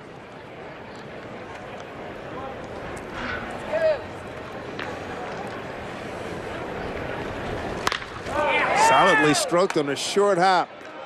Well played by Segura. Cannot get Mondesi, who was down the line very quickly. Torres scores. Kansas City on the board, 3-1 Mariners. And Mondesi gets down the line as well as anybody. We'll take a look at Segura. Had to give a little bit of ground, kind of an in-between hop. Not an easy one to handle, but gets rid of it quickly, and it's too much speed. Not able to turn the double play. Fine play by Segura. We're talking about him at the start of the game, mostly about his offense, but he can play some shortstop. Nice play. Boy, I don't have to tell you, but boy, there's some tricky hops down here. Especially as you get later in the game, and we'll see it more and more as the temperatures start to rise. It'll bake the infield, and all the base runners they typically have down there, yeah, it gets pretty tough.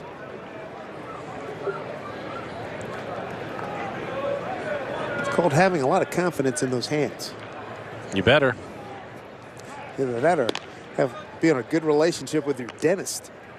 And you can look at the field. They do a great job with the field. There's just nothing that you can do about it. You put so much water on it before the game, but eventually it's going to dry out.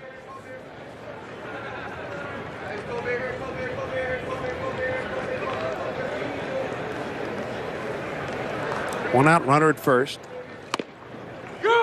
Merrifield takes a strike. Make that 1 for 2. Base hit to right, and a comebacker to the pitcher, Leake in the 3rd.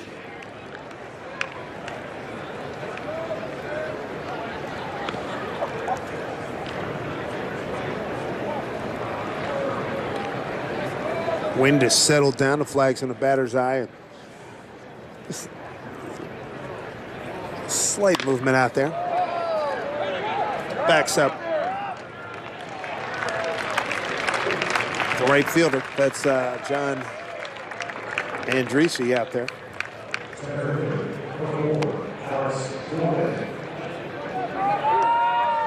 So Alex Gordon. I mentioned one of the few remaining names on this roster from the World Series team from just a couple of years ago.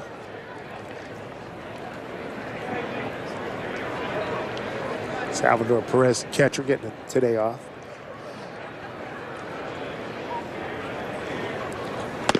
He is a fun guy to watch. Such a big man, so agile behind there, and gives you a good target. Got a tremendous throwing arm.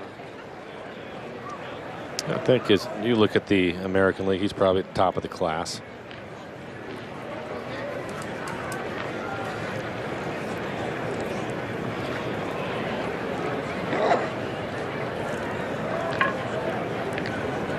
One-0 here to Gordon.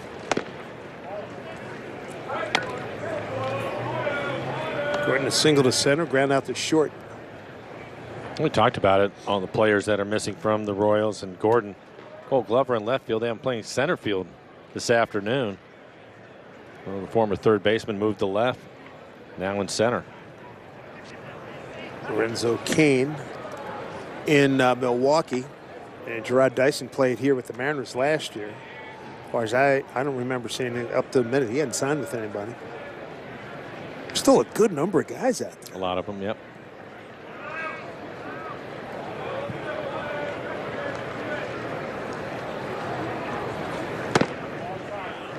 So 3-0 here.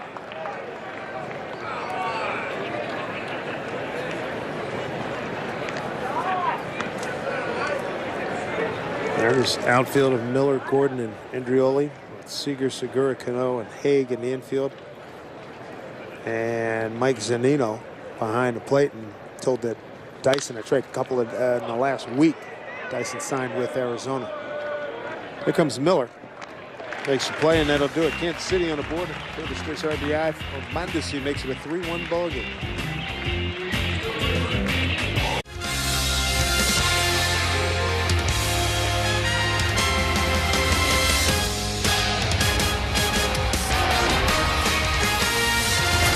Mariners spring training on Root Sports is presented by Dunn Lumber, building success together.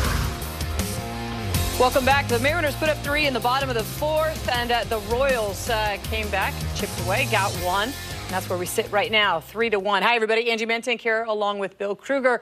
And in the backdrop of today's baseball game, we're kind of weaving through this theme of the upcoming 6 players that will be going into the Baseball Hall of Fame in Cooperstown. We talked off the top about Chipper Jones, and then Jim Thome's the next one on the list. And I can't help but love this story, Bill, because this guy was drafted in the 13th round and makes a 22-year big league career out of it. Just goes to show you that not everybody's the #1 pick. It's like the opposite side of the coin when you talk about Chipper Jones. He carried the weight, right, of being the glamour boy, of being the #1 pick, where Jim Thome had to gain the respect, had to have the chip on his shoulder. A guy that didn't have the prototypical body, didn't look like the fluid baseball player that would become a Hall of Famer. But, you know, he's the prototypical old-school slugger, right? I mean, he's Harmon Killebrew from the left side. He's Jimmy Fox. And baseball loves those guys. They always have, and he put up monster numbers, did it for a long time, and it didn't happen overnight. He had to really, really work at it, and one of the really great guys in baseball. I don't think there's a person out there that would ever have a crossword about Jim Thome. Just an extra special person, and I think played a little bit in the shadows of some of those great Cleveland teams. I don't know if he ever got his just due until he actually got to the Hall of Fame and got his induction. Yeah, and you mentioned he was loved. He played for 6 different teams, and I think they did all adore him. Let's bring in the guys down in Peoria. And Mike, if it had been 13 at-bats, well, then you knew in the next one where he hadn't homered, and you knew in the next one he was probably going to homer. And as Bill said, it wasn't like he was this fantastic athlete, but the guy just worked so hard. Yeah, he did, and I can tell you that when he broke into the big leagues, and these people that you're mentioning, they were all in my era. I ended up playing against all of them. But for Jim, the thing that I remember is he first broke in, he was at third baseman.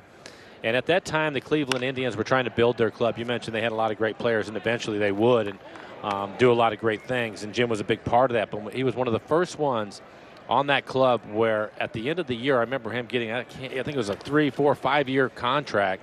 And I thought to myself, what are they thinking about? What is it? I mean, Jim Thome, are you kidding me? Well, then the next thing you know, they moved him to first base. And as you mentioned, it's a ton of home runs throughout his career, worked really hard. But the Indians were the first ones to do that with a lot of their players, and Jim was certainly one of them. And if you'd asked me when I first saw him in the big leagues, would he be around for 22 years and put up those Hall of Fame numbers? Probably not. But there's something to say. Obviously talented, but a lot of hard work went into it, and just a terrific guy. Yeah, 612 home runs, 8th most in Major League history. Dave, what do you remember about him? Well, I was lucky enough to catch some Cleveland games working on another network years ago in the 90s when he was with Cleveland. And I just remember one time I asked for a request for an interview, and he said, I can't do it now, but I'll see you in 20 minutes over here. And he showed up right on the minute, and it was a delightful interview. I know Ken Griffey Jr. speaks very highly of him as a person, and the interactions I've had with him over the years have been fantastic. And recently I saw him on TV on MLB Network doing a demo at first base and showing how different things on how to play the position, fielding wise, how to play the bunt and everything. He is such a low-key yet dynamic guy, friendly guy, real warm. And I tell you what, one of the strongest guys I've ever seen, too. Yeah, and this is something Bill certainly can appreciate, too. We talk about it today in today's game, and all these guys trying to lift the ball, uppercut, swing. He was the guy that basically invented that, man. He was before anybody's time and could hit anybody's fastball. Didn't really matter at a time when most of the time everybody's trying to pitch down. That was right in his wheelhouse. And just did it the old-fashioned way, right? I mean, there's not a whiff of bad rumor about this guy and performance. You can sort of picture him like every summer, because I grew up in Illinois, so everything south of Chicago is southern Illinois. That's farm country. So he's not that far from Chicago, but he's definitely farm country. And just imagine him just setting records for throwing bales of hay on trucks. I mean, and to me, you can appreciate that with a lot of the innuendo out there about players. There's nothing about that with Jim Thome. He did it the all-natural way, and just kind of like you said, Dave, he's an all-shucks guy. He's never changed. Just absolutely someone that you'd love to be around all the time, and but not having to face him.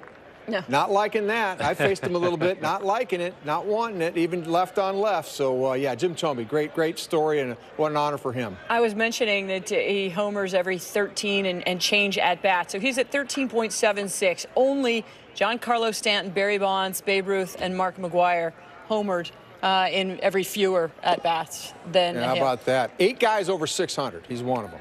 Yeah. That's pretty good. That is absolutely fantastic. All right, guys, we'll send it off to you. All right, Ange. All right, Bill, thank you so much. Yeah, one of the really good guys, and he's even beloved in Philly. Yeah. I love him down there, what he did when he came over late in his career. Not surprised. Yeah, just an earnest guy. Good people. That's what it was. Ken Griffey Jr. said that Jim Thome, Mike Sweeney, and Adam Dunn, he said it's like the same guy. They have the same vibrant personalities. Robbie dunks one in. He'll hold with a single. 2-hit day for Robbie. 2 for 3, couple of hits to left field. A bit of an inside-out swing. Typically early on, it looked like a cutter trying to get it in on his hands, and it jams him but fights it off for a base hit. So a lot of the veteran players early in spring training, and they'll probably hit the ball the other way, stay up the middle a little bit more.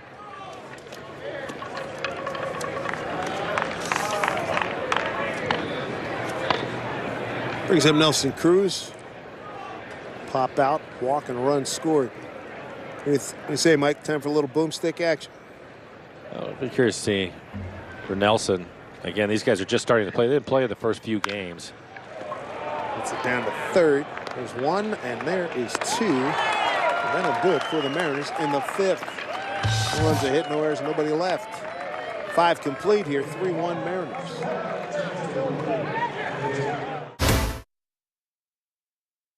Welcome back. Mariners still lead it 3-1 down in Peoria. A reminder, folks, that baseball is back and Root Sports is taking you to Peoria for Mariners spring training coverage. Tune in Tuesday at 5:40 Pacific to catch the Mariners taking on the Rockies in Cactus League action. Root Sports, your home for Mariners baseball all season long. Angie Bentek here along with Bill Kruger. And coming up later this summer, the Hall of Fame will induct 6 players on July 29th. Trevor Hoffman, one of those guys going in. We've talked about Chipper Jones and Jim Thome. And this guy was one of the most consistent closers to ever play the game. This guy had at least 20 saves 15 times. I mean, that's consistency, Bill. Well, I had the opportunity to play with Trevor Hoffman for a couple of seasons and saw the type of work ethic that he had. He was one of the hardest working, right with Dennis Eckersley, a guy that really worked hard away from the field to get himself ready to go. And a great story. I mean, he came into baseball as a shortstop, couldn't hit, and went to pitching. And boy, closer's role was made for him. And it's a great story because it shows young people that you can be a Hall of Famer without being a really hard thrower. He had an incredible changeup that was a weapon. And it led to this, amazing bar that he set in the saves category. And, I mean, I think the closers and the relievers, that's a little bit of a Pandora's box that's now opened. I mean, I think the DH is going to close, but the box for relievers is open. But I think his numbers were so astounding that he's an absolute bona fide Hall of Famer. Second only to Mariano Rivera's 652 saves. He had 601 saves in 18 seasons. And Mike, I mean, this is a mark that no pitcher before had hit. Yeah, he's amazing, and I think one of the things for myself, and I knew this when he was in the middle of his career, the fact that what Bill talked about, him being a position player and making the switch and coming up with that changeup. Wow, what a life-changing pitch that was for him. So a terrific player. Obviously, his fastball, as Bill mentioned, also was in the low 90s, but his changeup was the big thing for him. And you don't really see a lot of guys that threw the changeup. Doug Jones, I can think of, but didn't have the velocity that Trevor did. So obviously, I think he is also well deserving to be in. And by the way, Dave, 500 hitter off of him, 1 for 2. Attaboy. Yeah. Owned him. Attaboy. But you heard Bill right there, owned him, yeah. It was a solid ground ball back up the middle, Bill, and I'll take it. 52 hopper. It doesn't matter. Also, that goes to show you what a fantastic pitcher he was. You remember that hit off of him. That's right. No doubt. All right, guys, thanks. We are in between innings now. Mariners still lead it by 2, 3-1. We're back after this.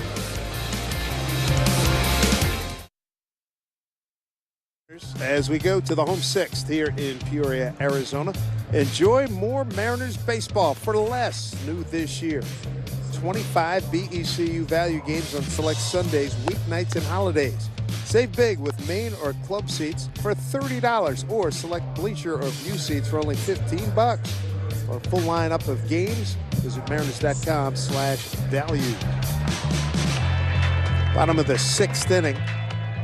And a new pitcher for Kansas City, right-hander Josh Staumont, S-T-A-U-M-O-N-T, 6'3", 200-pound right-hander from La Habra Heights, California.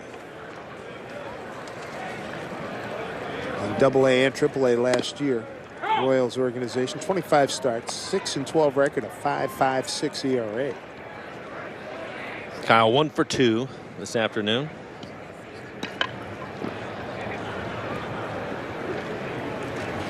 Off to a good start this spring. I believe he's 6 for 10 now with the 1 for 2 today. Been using the entire field.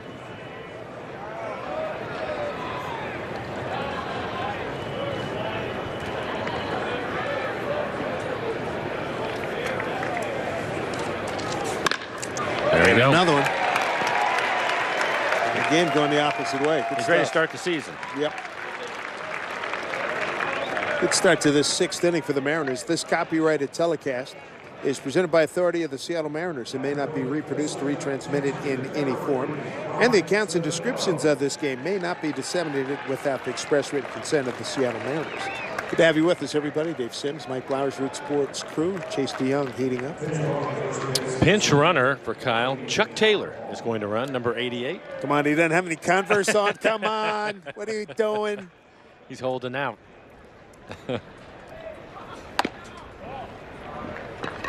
I figure he must get about 100 of those a day. Mike Zunino looking to put it in place. Been rung up twice by home plate umpire Roberto Ortiz. Both on borderline fastballs away from him. You bet.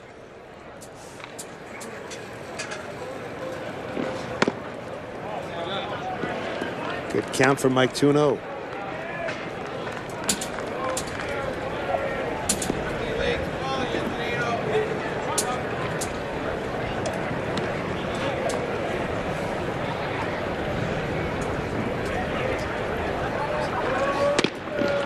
Inside. Mike has added another. He and his wife Alyssa have added another dog to their collection. They have a beagle, and they just picked up an Australian Shepherd. Saw Alyssa with the dog over at the complex last week. Beautiful little dog. Little Sophie. He walks on 4 pitches.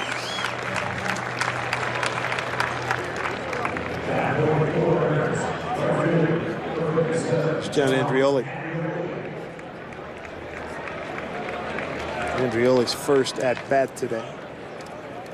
Comes in 2 for 8, 5 games this spring. 3 walks, 2 strikeouts. Stolen base.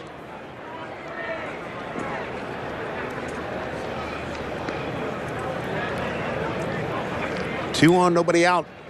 Breaking ball missed. 4-2. Speaking of Edgar Martinez, his hitting coach, top of the 7th inning. Stick around for that.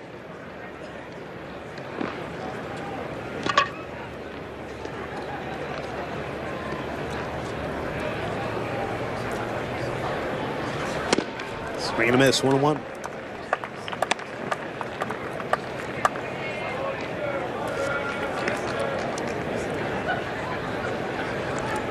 There he is. Hopefully next time we're down here next year at this time, we'll be saying Hall of Famer. Yeah, I thought he was going to get in there this year, and it was looking really good for him, as we were talking about a bunch of the guys that have made it, but I think Edgar will be one of them next year for sure. Those early trends were looking very good for him. 1-2.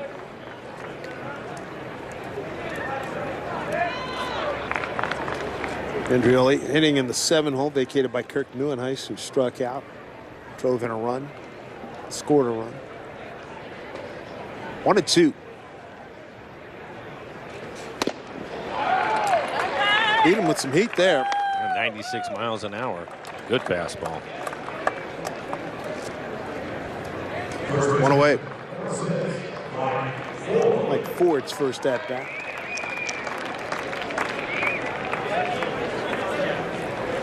Here's Mike, third baseman and pitcher, Princeton University. Coming out of Rule 5 guy, coming out of the Yankee organization. Had a nice talk with him today. Conversion over to first base, gone well for him. One thing I said, you know, you got that guy to your right. He says, yeah, I had a couple of balls hit that one. I took a step and I went, oh yeah, that's right. Get back to first. We're good. Yeah, let him handle it. He'll be fine. The other thing he said he appreciated, he says, man, everybody, every throw is right there at your chest. I said, well, it is the big leagues, as you know. He said it's real. He's enjoying himself here.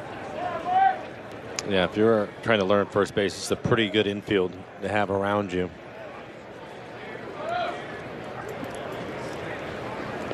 Eric Mejia is playing at second base for Kansas City. That will go off the glove. The pitcher covers. Everybody's safe. Bases loaded. Infield hit, Mike Ford. Maybe Mejia twisted an ankle trying to make that play. That will be an infield hit. We'll take a look at it. Well, maybe it would get through, showing some range. Deflection, gets it right there. As you can see his left ankle. That pretty much ended the play, but that'll be a base hit.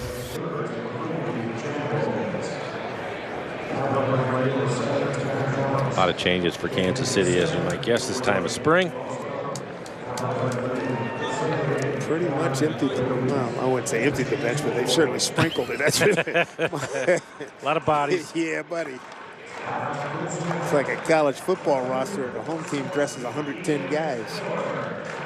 Here's Ian Miller. Struck out looking, and a fielder's choice RBI. Also picked up a stolen base. 43 steals for him last year between A-ball and AA.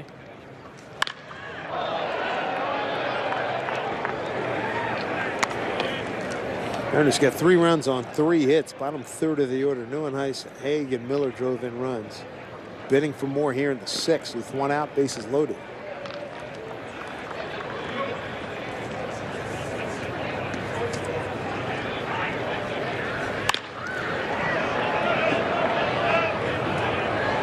Oh, and 2.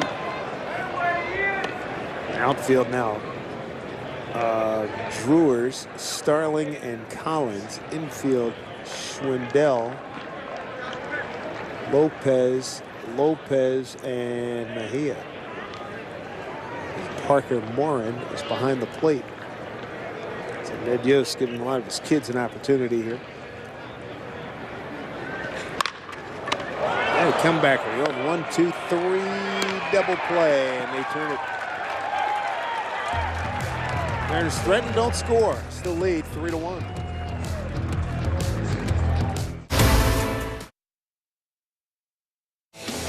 Mariner lead over the Royals here. 7th inning action coming your way. Sign up your little sluggers for the 2018 Mariners Kids Club MVP memberships are only $25, and they include a Mariners backpack and cap, $1 ticket vouchers, plus exclusive MVP experiences, including autograph sessions and batting practice viewings. Register today at mariners.com/kids. Mariners Hall of Famer Edgar Martinez, Mariners hitting coach, joins us right now. Gar, good to see you, man. How's everything? Good. Everything is good. How you guys doing? Doing well. First of all, I'm still ticked like everybody else in baseball, specifically the Pacific Northwest, that you didn't make it to the National Baseball Hall of Fame. But next year, my man, it's going to be your year. Well, hopefully. I think the percentage went up a lot, so it's hope.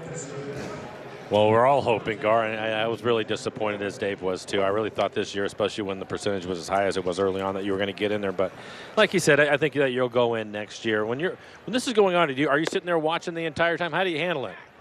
No, I was very open-minded. I know the percentage in social media. I thought it was a good opportunity to get in. But at the same time, I knew that every year, the last couple of weeks percentage usually goes down. So I was very open-minded. At the beginning, I didn't track it too much. But the last week, I was paying more attention. Hey, Gar, this spring a little bit different. You guys are down here early, and you started the games quite a bit faster than you normally would. What's that been like for the guys, only getting a couple of days to practice before they have to face live pitching? Yes, it's a little different. But, I think our guys, they work really hard during the winter, and they come in really good shape. All they have to do is just take swings in the cage and during BP, and now it's time for them to see more live pitching, and I expect that they will be fine. I was thinking about you today, Gar, when I was outside before the game started, and not much of a breeze. It was pushing 70 degrees, feeling a little better. When I saw you the other day and I shook your hand was frozen because you're out there. So nobody appreciates the warm weather like you do. Oh, I know. It's been cold in the mornings, and we go to the cages very early in the morning. And, it's been like in the 40s early in the morning. So it's nice to see that it's getting warmer now. Hey, Gar, give me an idea of some of the young kids that may have impressed you to this point. Yeah, it's a few guys that they've been working really hard, and they're early, and it's doing a lot of great work. And it's several guys. Mike Marjama is looking good. So I'm excited about the young kids. Hey, Gar, with all this going on, and I know it's something that you used to do a lot during spring training, but as far as going over to the minor leagues on particular days, will these guys start to do that as they get a little bit later in camp if they're not feeling good, or do guys not do that anymore? Oh, I'm sorry. I didn't quite get the question. I was just saying that when you used to play, you used to go over. If you didn't have enough at bats or you weren't feeling good, you go to the minor league camp and you would like lead off for 4, 5, 6 innings. You anticipate the guys doing some of that because you had such a quick start. Yes, I think some of the guys probably will do that once minor leagues start playing some games down in the other fields. So far, we're just waiting and see who will need extra swings, but I expect some of the guys to go down. Just for me, the last thing, Gar, talk about Kyle Seager off to a great start. And the one thing I've noticed with Kyle so far here early on, he's using the entire field, including today. Yes, he's looking really good. He worked during this off season. And now, if you see at the beginning, the first game, there were some teams doing the shift, and now there's not much shift on him. And if he keep that up, I mean, it's going to be good for him the whole year. Is that something that you guys talked about, trying to beat the shift because they did it so much on him last year? We didn't talk especially about that, but we did talk about, not concentrate too much on mechanics and just see the ball where it's pitched and just, just attack the ball where it's pitched. Edgar, I'd be curious to get your thoughts on D. Gordon. We've talked a lot about him up here. Your thoughts on what you've seen to this point? Man, I'm excited to have D. Gordon in the lineup. I mean, you know what he can do when if he get on base, it's gonna create a lot of opportunity for guys. And pitchers make more mistakes, so I like what I see. He knows his swing. He have a routine, and he always have an idea at the plate. Now, you've seen some guys over the years that can bunt. How's he rate? Oh, he's way up there. I mean. And, he can also fake the bunt and slap it through, past the third baseman. So yeah. I'm looking forward to see that one. Gar, you already have Hall of Fame numbers. How good would your numbers be if you could get down the line like that in your career? I know. I didn't get many infield hits, but it would have been great. It would have been a lot of fun. It's a weapon. I mean, Mike and I talk about it all the time, and from running into Rod Carew periodically. I mean, there's a certain amount. He's got to try it 5, 6 times, 10 times a week, don't you think? Oh, I know. It's going to be fun. I can't wait to see him, the whole year playing with the rest of the lineup. Yeah, it's going to be fun. Hey, Edgar, keep up those good workouts. We see you in the gym, man. Thanks so much. Thank you. Take care, guys. Thanks, Gar. You too. He's the best, I can tell you that. Yeah. That's a scary thought. If he had speed and could have bunted with his hitting ability. Yeah. Oh, no kidding. That'll do it for Kansas City in the 7th. Mariners lead it by the count of 3-1. And here you have Royals going at it right now. Royals trailing your Seattle Mariners by 3-1 as we head to the bottom of the 7th inning. Hey, we're taking a closer look at the 2018 Hall of Fame inductees. The next up on the list is Vladimir Guerrero. And Bill, I'll start with you. He one of 13 players in Major League history with multiple seasons of 30 home runs and 30 steals. I mean, this guy just had this crazy combination of power and speed. Yeah, I think probably fans in Seattle or AL fans probably don't appreciate that as much because most of that was done when he was a younger player in Montreal, where he could really play. I mean, he could flat out throw with anybody. Of course, a little bit scary sometimes, but really covered ground, really could run, and then became this amazingly accomplished hitter. To have that many homers and hit .318 career is phenomenal. And of course, maybe the best bad ball hitter of all time. And there's one thing to take a bad ball and put it in play, but he could take a ball off the shoelaces or above his head and hit the ball out of the ballpark. So true. This is a ditto. Watching this guy, you knew he was a Hall of Famer. It just was an automatic in my mind. He was that fantastic of a player. I mean, Mike, think about the hand-eye coordination that it takes to do some of the things that he did with a bat. I mean, literally, as a pitcher, you're thinking, oh, I'm going to waste this pitch at his ankle. No, you're not. He's taking it over the left field wall. Yeah, you can't teach it, nor would you want to. No.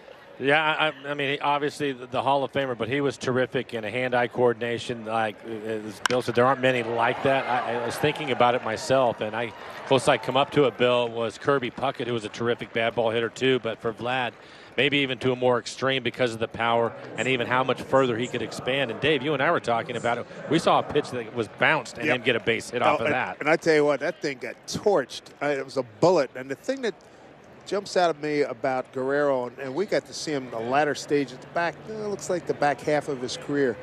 You could feel the temperature change in the building when he came to the plate. It was like, oh, no, here we go again. Good. Be careful. Bill, I would really like to see what it was like when you were in the pitchers' meetings and what they would discuss on how they're going to try to get him out.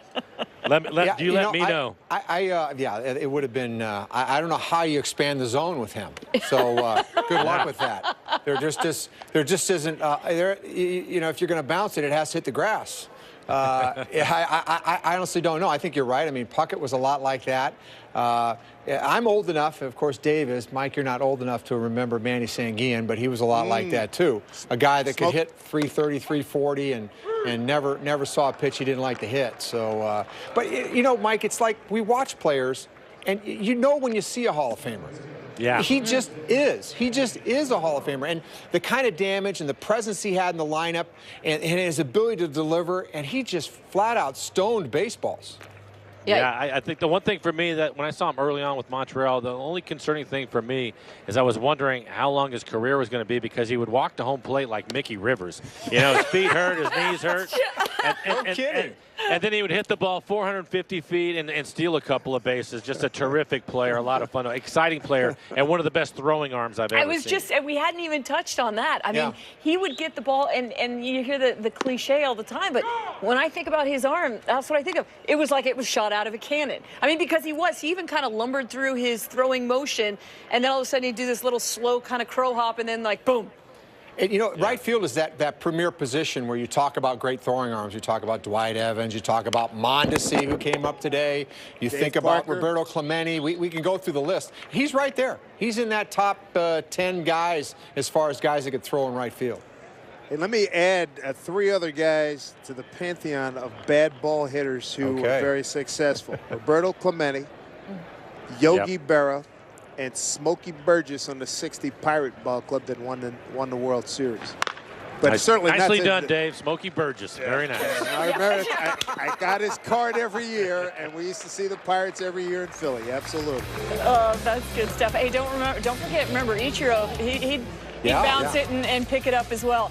All right, guys, we're headed to the 8th. We're back. Seattle Mariners spring training on Root Sports being brought to you by Dunn Lumber, building success together. And by Safeco Insurance. Find a local agent at safeco.com. Do more. Toadstools on the Utah-Arizona border.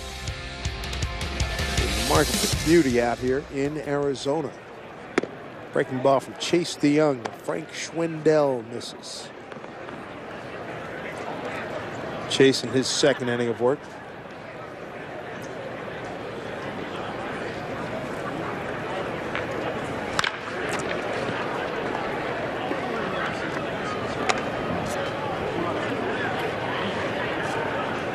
He brought up a good one when he talked about Kirby Puckett. Yeah. Hitting bad balls. Hit him like Vlad. Hit him hard somewhere. What a great player.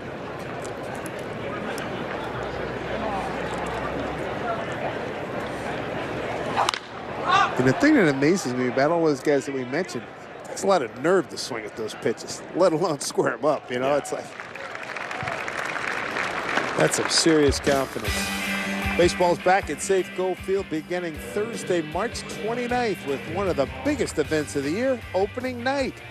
Festivities include red carpet introductions, fireworks, and more. Great seats to opening night presented by Key Bank. They're still available at Mariners.com. Here's Tyler Collins. The other thing I was thinking about when we were talking to Edgar, a lot of things we talked about with Jim Thome, just his personality and the way people thought of him in high regard and never have anything bad to say about him. You can say the same about Gar and just how humble he is after such a great career. I thought coming down the stretch, I guess, December, And I'd see Tim Kirchin and guys at National Baseball Writers, and they'd start throwing out these numbers. I'm thinking, how do you ignore 300, that? 400, 500. Yeah, that was the one. I remember the first time I heard that, I think talking to Timmy last year.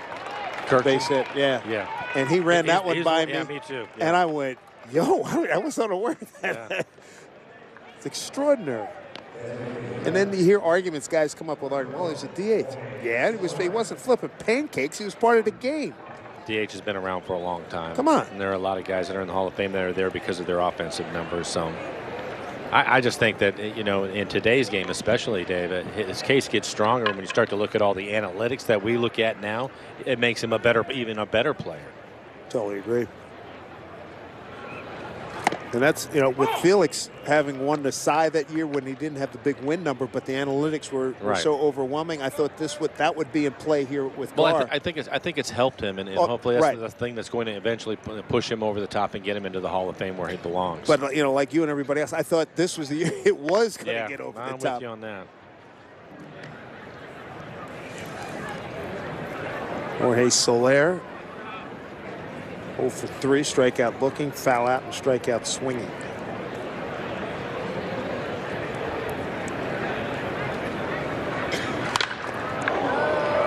High towering fly ball down the line, and that ball is gone. Soler, team from the Cubs a couple of years ago, monster home run. Guys have scored 3.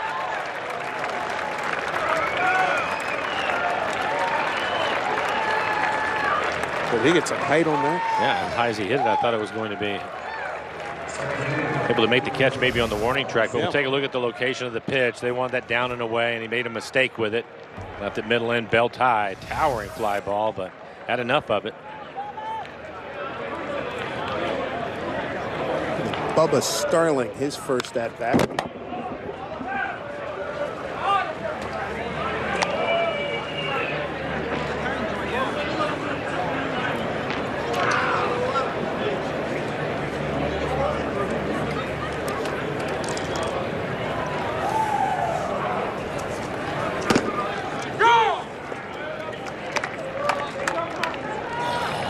Oh, 2 here.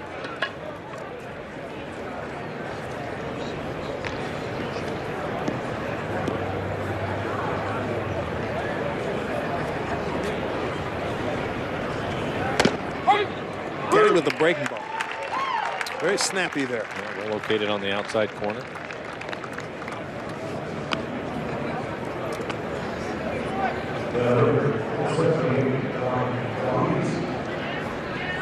Donnie DeWeese, next hitter. We were talking about Edgar, and the last thing for me on it is I can't imagine how many managers and how brutal it must have been to see the best player on the planet that I have ever seen, Ken Griffey Jr. standing in the batter's box and Edgar standing on deck. That's not good. Not sure anybody else could have protected him better than Gar. Off the end of the bat, a little squibber. Dug out by Mike Ford. Chuck Taylor throwing him out. 2-run homer by Soler ties a 3-3 ball game, bottom 8.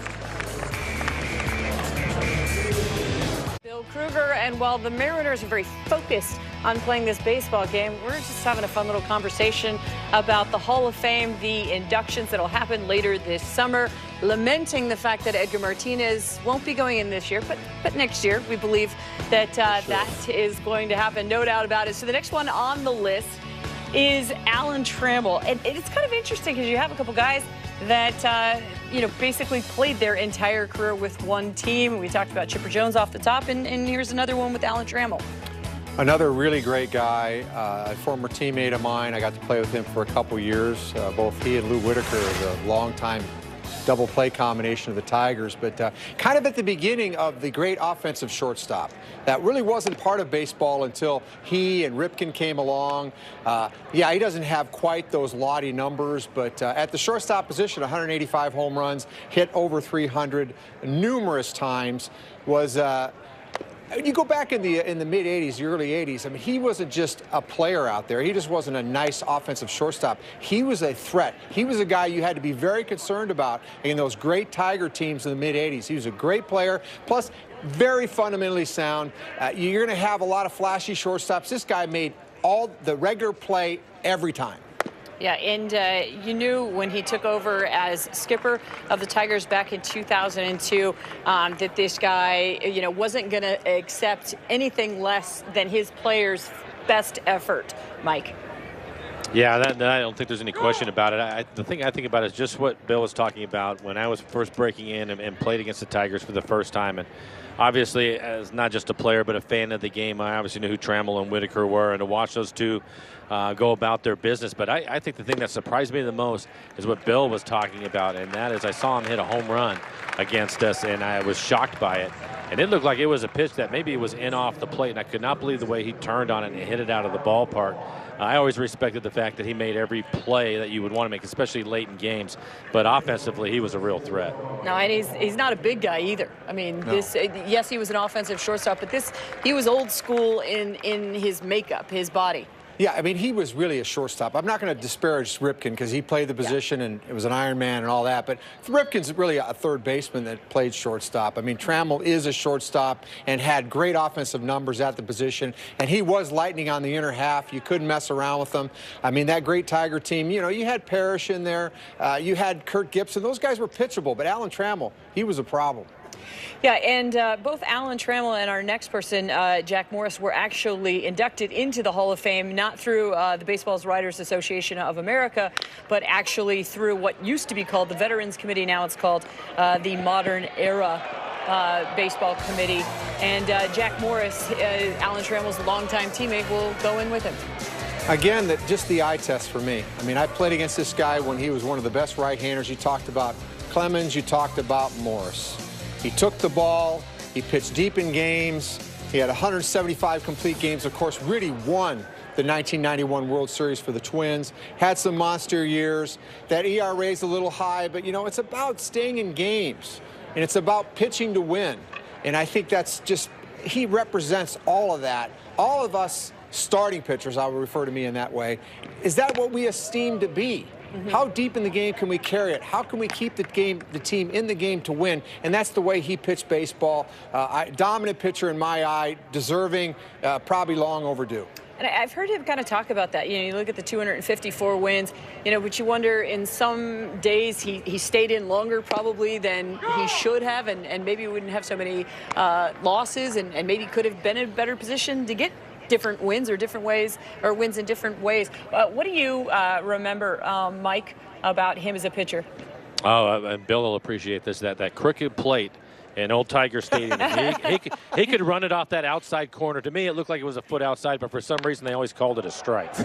I never understood that part. And they come back with a split and put you away with a terrific pitcher, well ahead of the game, excellent command all the time.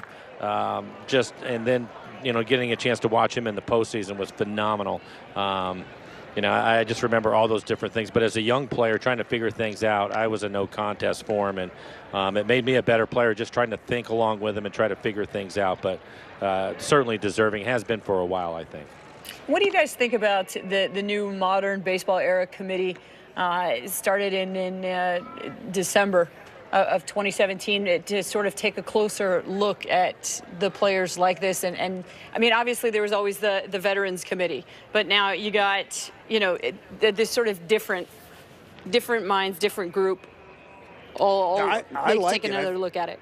I think it's a great idea, and I run up my flagpole. Dick Allen should be in the Hall of Fame with the numbers he put up during the course of his career, and I've talked to so many of his contemporaries who, they almost get insulted that you even ask the question, is he a Hall of Famer? And I think, get another set of eyes on it. There's nothing wrong with that. And sometimes mistakes are made and you get a chance to correct them. But I certainly think Dick Allen and Jack Morris, what's there to think about? Hall of Famer. Come on, Bill and Mike were right. Passed the eye test with ease, winning his pitcher in the 80s. Big game after big game. So what, his ERA was microscopic. The way, some guys make that a major requirement. But he pitched. He kept the bullpen from getting crushed. He stayed in, and he was on an offensive team. So if he gave up 4 runs, big deal. They knew they were going to get 6 or 7. And he could go deep in games. And when he needed crunch time, I mean, you think of the 91 game against, against the Braves, where he go 10 innings to win that game. I mean, come on. The guy had his numbers are out. His numbers and his performances and his worth value to the teams were off the chart. Yeah, and I think it is important, and I'm hearing you guys say it, is to hear the different voices, because I think that's one of the things that's pushing Edgar right now and making sure that he gets into the Hall of Fame, is listening to, obviously not necessarily just specifically on the modern era committee, but that the guys that had to play against him, the guys that had to pitch against him, the guys who had to try to figure out how to get Edgar Martinez out and couldn't. Well, go ahead, Mike. I was just going to say to me, and having watched him a number of years and fortunate to be able to call him a teammate, it seemed the better the pitcher, the better that he was. And it's a real compliment to an offensive player in this league when somebody says he not only hits, but he hits the good pitching. Not many guys can say that. Yeah, it's kind of fun to see how all the sabermetrics that didn't exist back then and how they apply now, and just how good Gar was. All right, we got a tie game. We're headed to the 9th.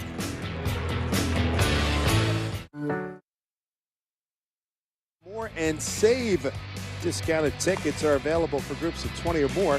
Flexible seating options, private hospitality, and picnic packages are all available to complete your group stay at the ballpark. For more info and to book your 2018 group date, visit Mariners.com/groups. Moments ago, Scott Service holding up 9 innings. Pretty sure that's what I mean. And we're done. No matter what the score. He's letting them know that the pitching part of it, probably they're a little bit short on that, and 9 innings is enough for today. And I thought it was interesting listening to Scott this morning on that part of it, and he was starting to talk about how he's going to have guys for a couple of days anyway this spring show up right before the game and not have the early morning workouts, just to give them a little bit of a break, because everything's happened so fast, especially early on. I think they're going to have one of those days tomorrow. Mm-hmm. Sounds Friday and Sunday, it sounds like, and I think that's a great idea, because these guys, if you open up the doors, they're going to be there waiting to get in, and sometimes you have to protect them against themselves. Good call. Show and go. Yeah, I think it's a good idea. It's also remarkable, just what, the 4th pitcher as we pitch in the 9th here? On March 1st. On March 1st. It's a record.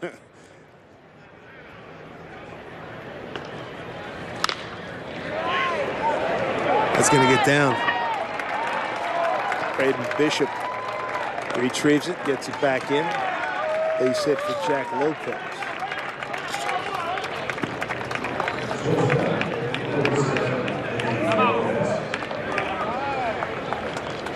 Jack Lopez is aboard with a base hit. Will bring up the shortstop, Nicky Lopez.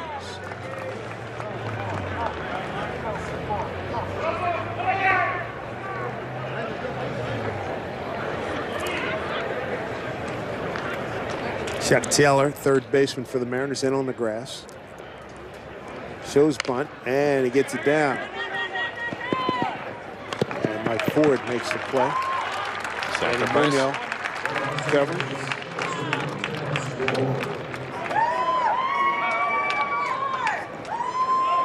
Advancing the second, Jack Lopez on the sacrifice. So 3-4.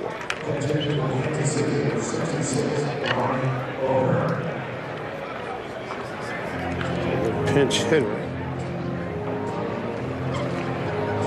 Ryan O'Hearn.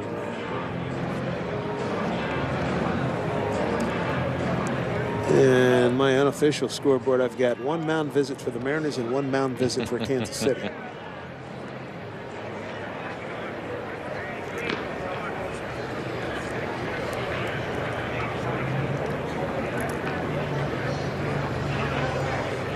Go ahead run is at second base.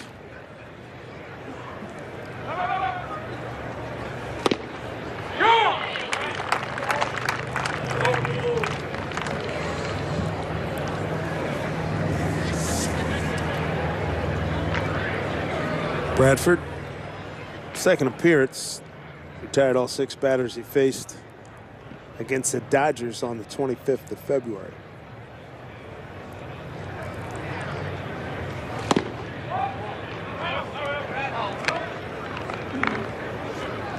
Bradford picked up off of waivers from the Mets in January. 2-0, 3 holds, a 3.74 ERA, 28 appearances for the Mets last season.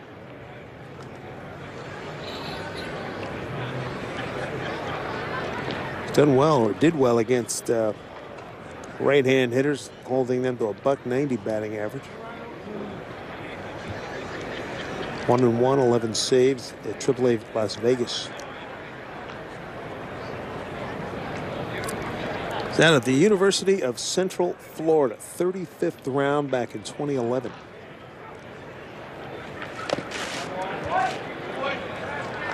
They stopped by Margeman.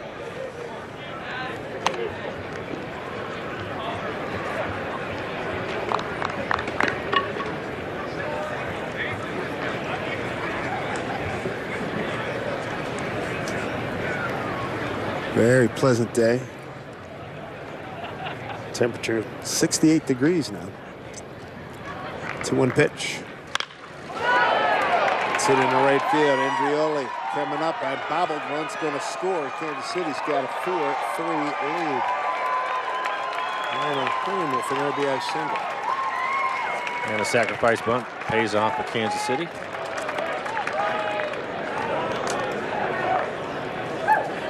Jack Lopez scoring easily.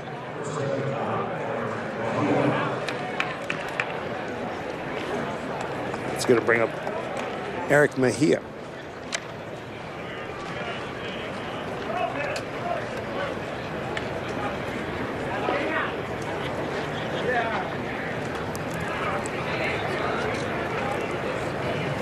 th hit for Kansas City. 4 runs on 11 hits, 2 errors. 3 runs, 7 hits, 1 error for the Mariners.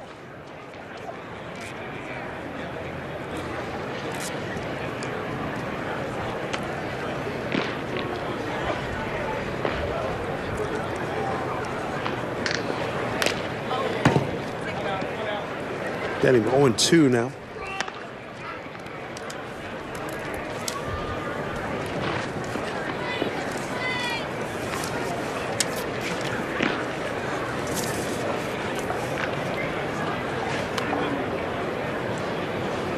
Next TV game, or next game tomorrow, I should say, against Milwaukee. And this is the final time we'll see Kansas City. In the spring, we'll see them in the first month. We'll see them April 9, 10, and 11 in Kansas City. Back end of the first road trip.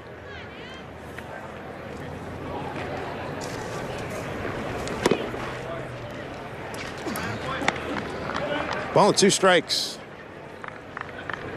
Be back on TV Tuesday night, 5:30 Pacific. Tuesday, Wednesday, Thursday nights, all at 5:30. All night, yeah. Mariners are off on Monday. Everybody gets a day off on Monday. We'll pick things back up on Tuesday night. This week it'll be Colorado, Oakland, and San Francisco, all right here in Peoria.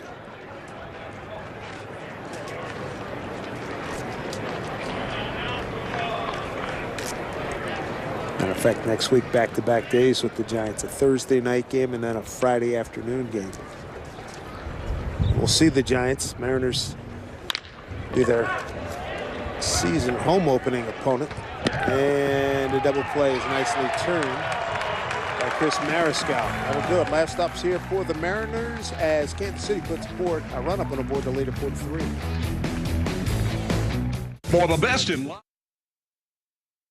Welcome back. I see you working. I see you working. Royals have taken the lead as we head to the bottom of the ninth right now, 4-3. We want to make sure you join the conversation, folks. For up-to-date game information and live interaction, be sure to like us on Facebook and follow us on Twitter and Instagram. Check us out and stay connected with Root Sports. Or you can follow us individually on Twitter as well. Guys, back to you. Angie, thank you very much. Here we go. Bottom 9. And the new pitchers, Heath Philmeyer. 6'1", 180-pound right-hander from Roebling, New Jersey. Typical of spring training. All the kids are in the lineup for the Mariners now, so let's see if they can score a couple of runs. Nice day out on the berm.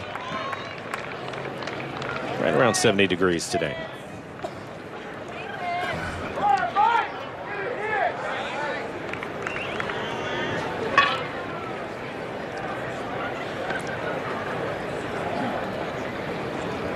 Here's Mike Ford going to lead it off. Check swing, strike one. Mike with an infield hit in his first at bat back in the 6th inning.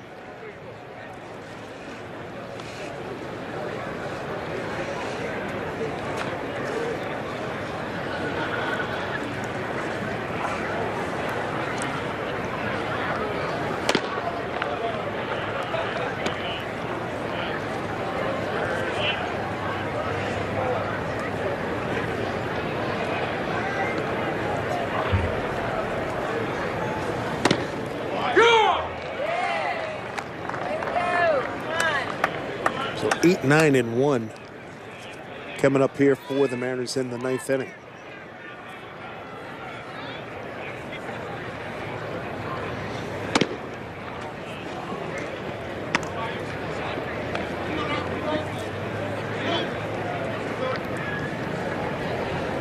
Wind not the factor it was earlier in the week or a week ago when we got here. It's gusting. First few games we played here, that one hit straight back.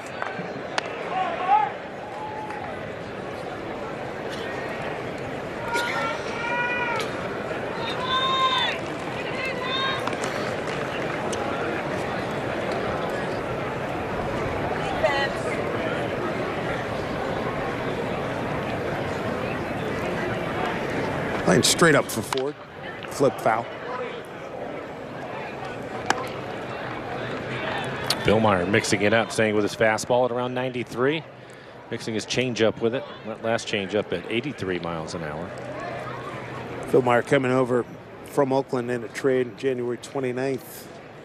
Double-A Midland last year, 11-5 at 3.49 ERA. Tied for the Texas League lead in starts at 29, and 2nd in wins and 5th in ERA and innings.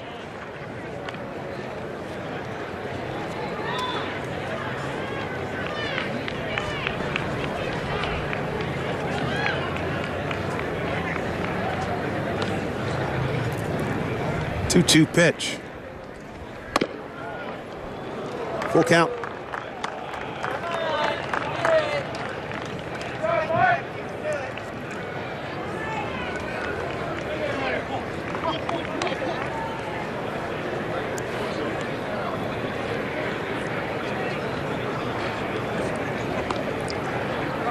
And a 3-2 pitch, swing and a miss.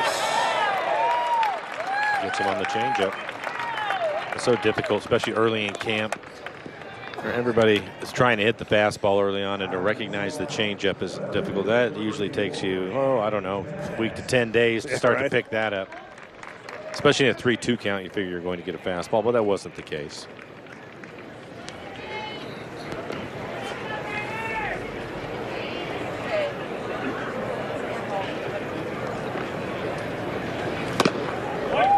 Anthony Jimenez.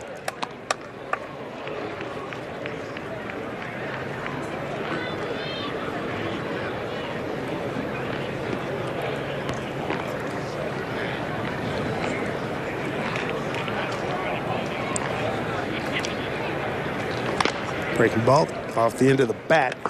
0-2.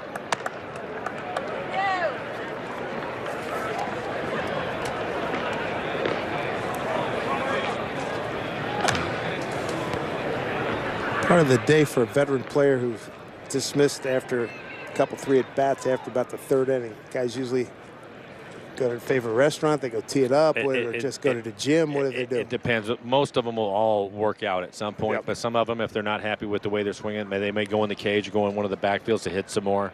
But they're certainly going to work out, maybe get some running in. Center field. Nice diving catch out there. Bubba Starling getting it done, 2 down.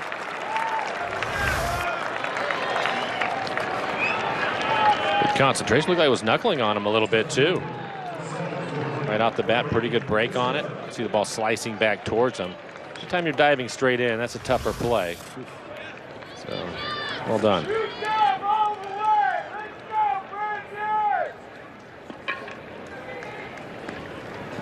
Braden Bishop, highest hope here for the Mariners.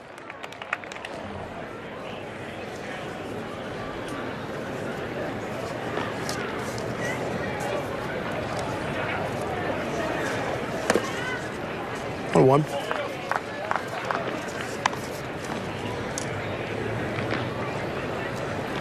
Braden Bishop 3 for 6 with an RBI in the spring.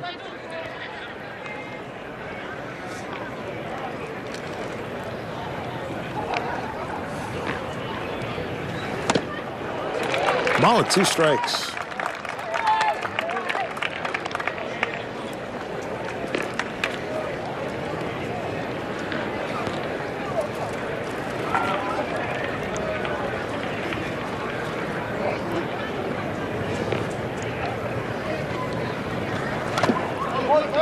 Two.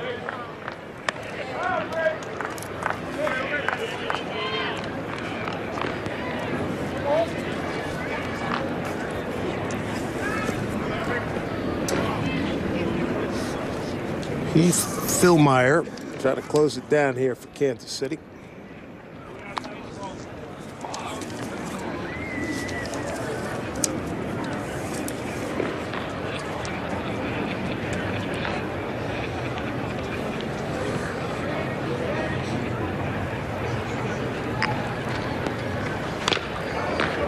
Back.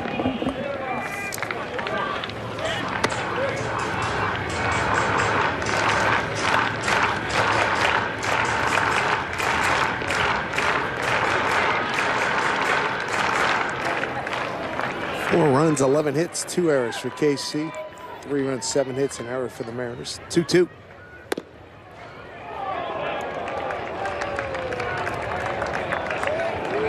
Well, Braden's battling. Another one of the kids that had a pretty good year offensively last year. Talked about Bishop. Everybody knows that he can play center field, but his offensive numbers improved. Payoff pitch. Spoiled a pretty good pitch right there. That was right on the outside corner.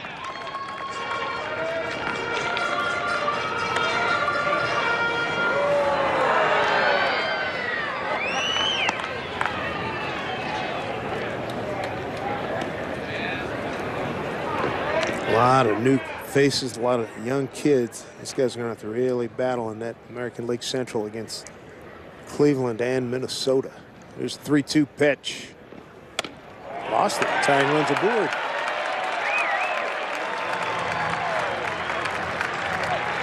See, he's got to let him steal a base. Pretty good speed. There's Chris Mariscal. Took a called third strike his first time up.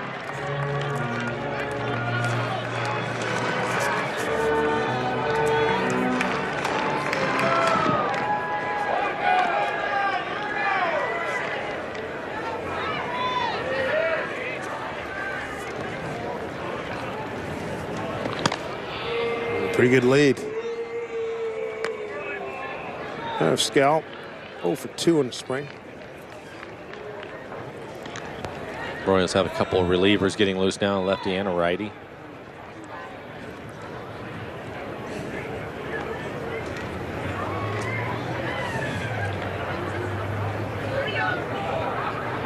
On hold.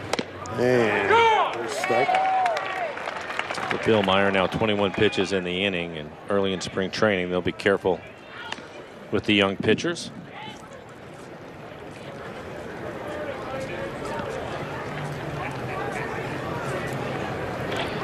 Selman and Vasquez getting loose for Kansas City.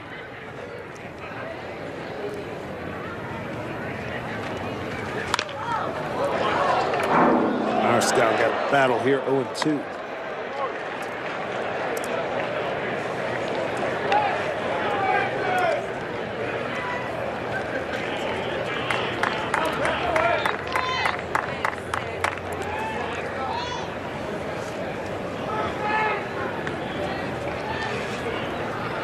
Mariners down to their last strike, 0-2, 2 out, down 4-3. Miss got him, game over. Kansas City wins it 4-3. Well, I think today the big story is going to be Mike Leake again, another strong performance. He ended up going 3 shutout innings. But more importantly, it's the command, and it's something we talk about with him. 37 pitches, 30 strikes. Good to see a couple of guys in the middle lineup. Cano with 2 hits, and Kyle Seager. He's been as hot as anybody. Another 2 hits for Kyle Seager this afternoon. Our next telecast coming up on Tuesday, 5:30 p.m. Pacific time against Colorado. We'll be back with more right after this.